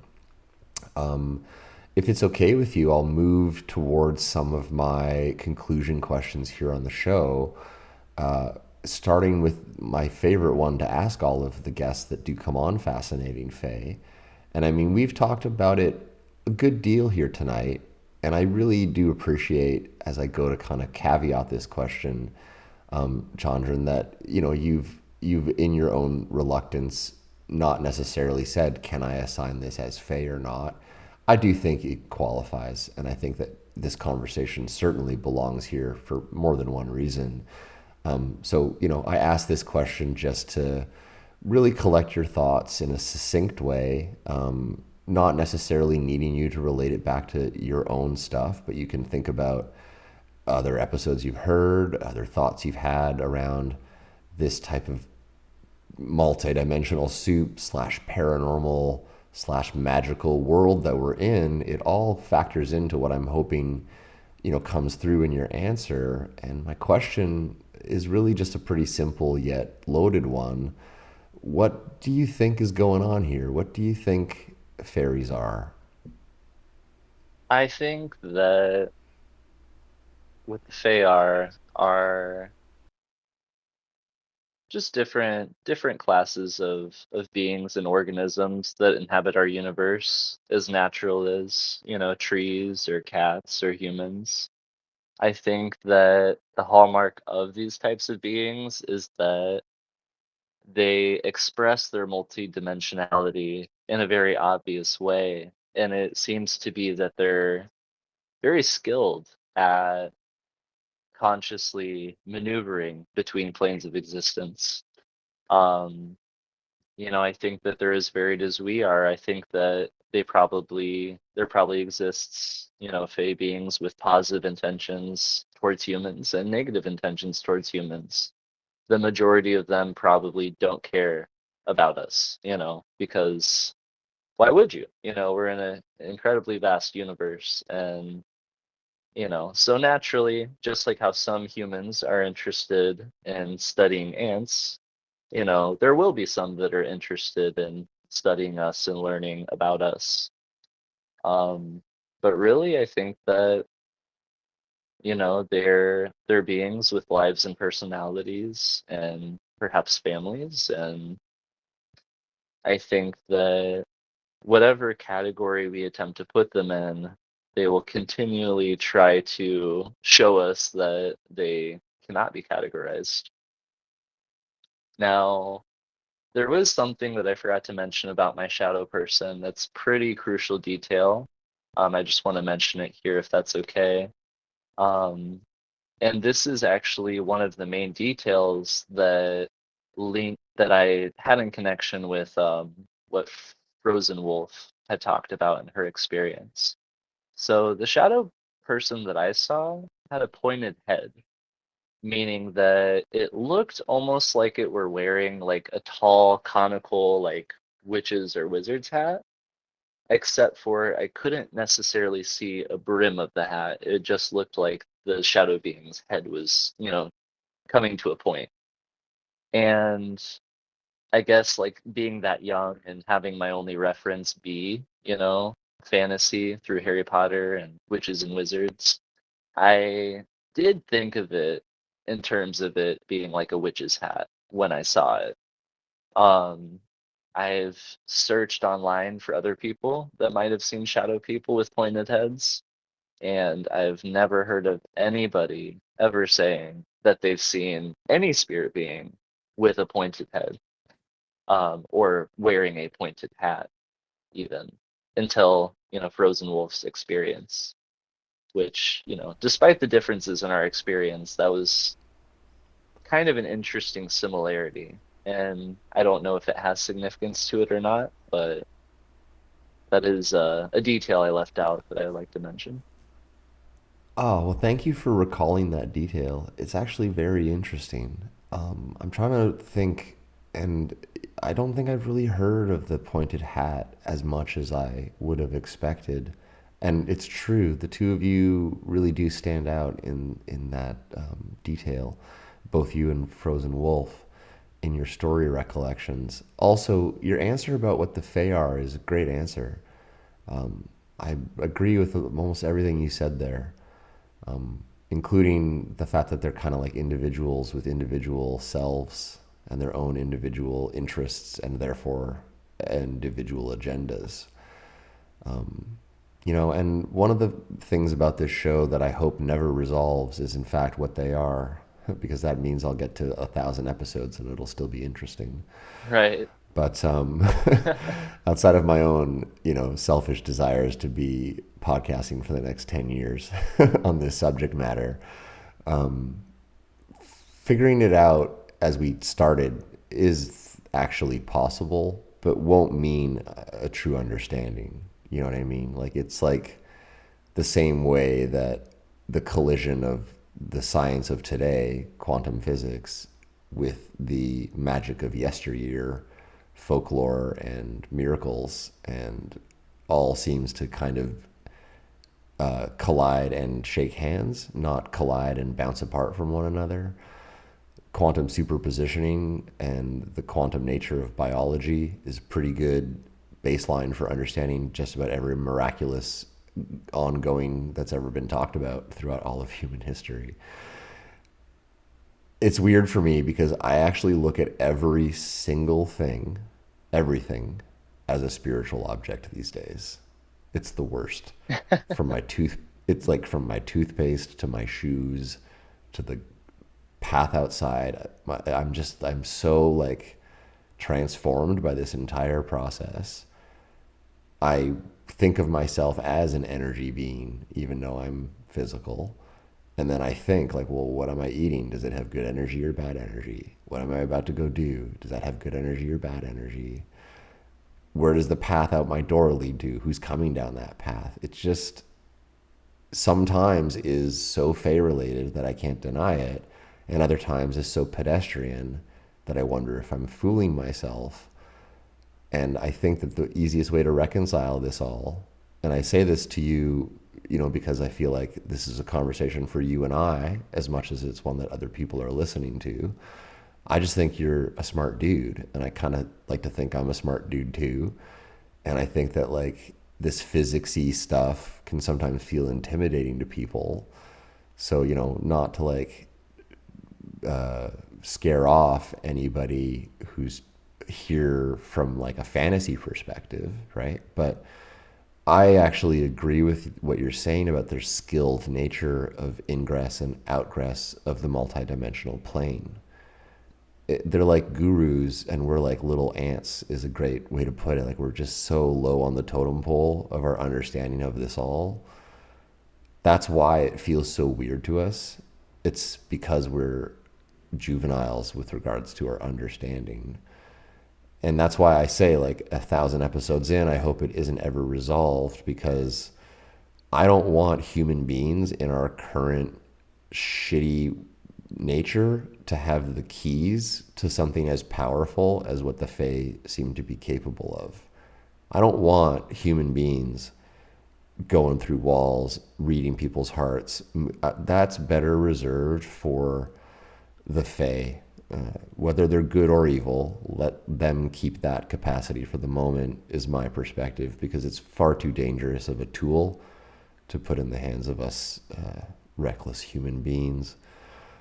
Anyway, Chandran, I'd never like to rush conversations, but I do try to keep them in the round under 2 hour mark when possible, just out of respect for everyone's time, myself, yourself, and the audience. Would it be okay with you if I did a little bit of housekeeping as I move towards the conclusion of this episode and let you think about your last thoughts, which you can have as many of as you like once I'm done my housekeeping? Would that be cool with you? Absolutely. Thank you so much. Well, where do I start? First of all, just a big thanks personally. I've really appreciated the intellect in this conversation a great deal. And from one hopefully perceived as articulate communicator to another, you're doing a great job of articulately communicating. Your partner's a lucky person to have you around to talk with, to be sure. So thanks to your husband for letting me talk with you for a few hours, because he gets to have it all the time. Lucky dude. So wanted to say that because I love talking with everybody from like Vicky all the way around to like Eileen, my guest number 3, a woman almost in her 90s. Everyone's got something that they're going to bring to the table that's special. Tonight, it's just your articulate nature, and I just want to really say it. I've probably said it 5 times, but this is tough stuff to talk about.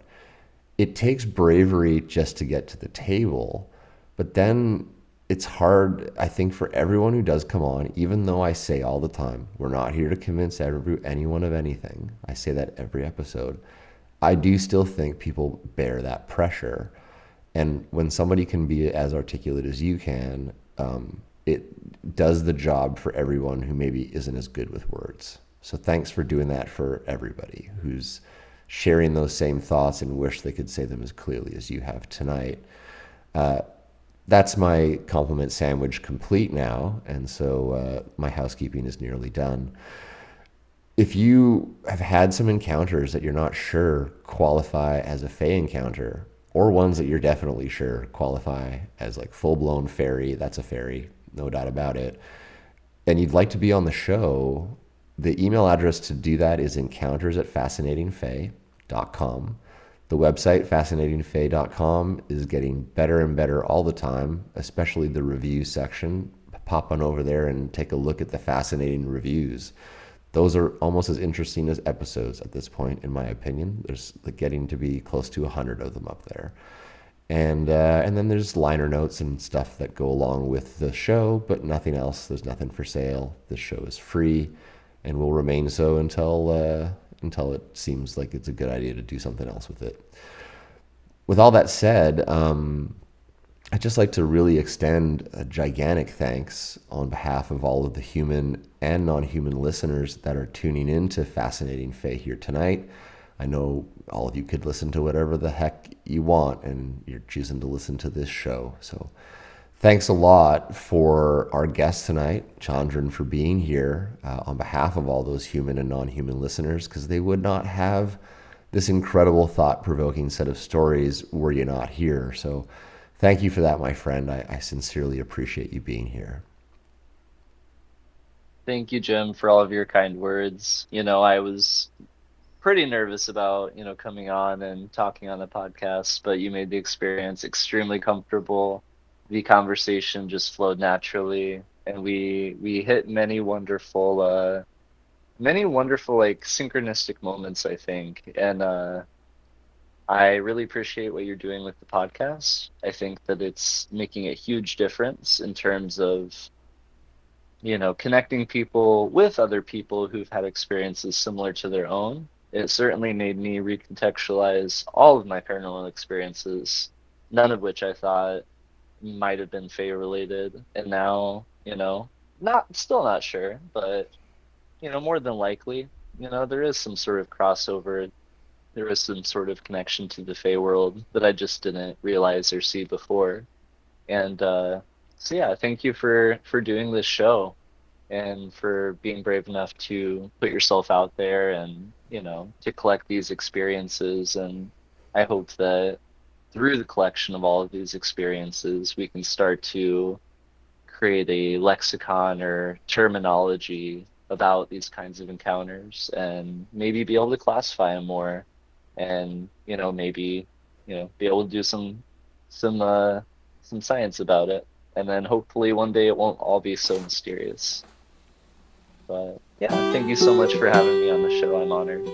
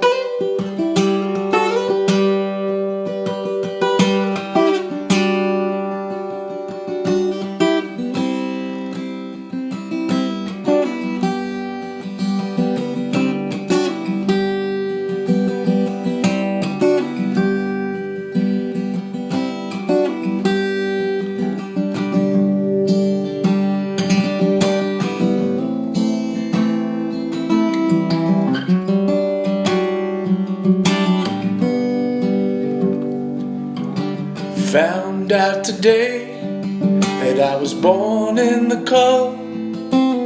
Traded my boots for some sea legs. Built me a boat, but I felt so free, 'cause I will never die at sea.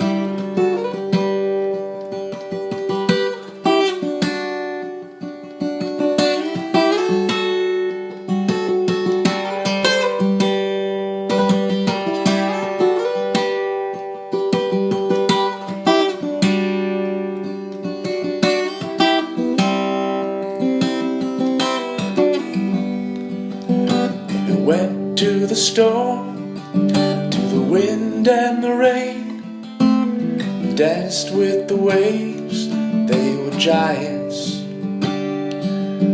The sky grew dark and I felt so free, 'cause I will never die at sea.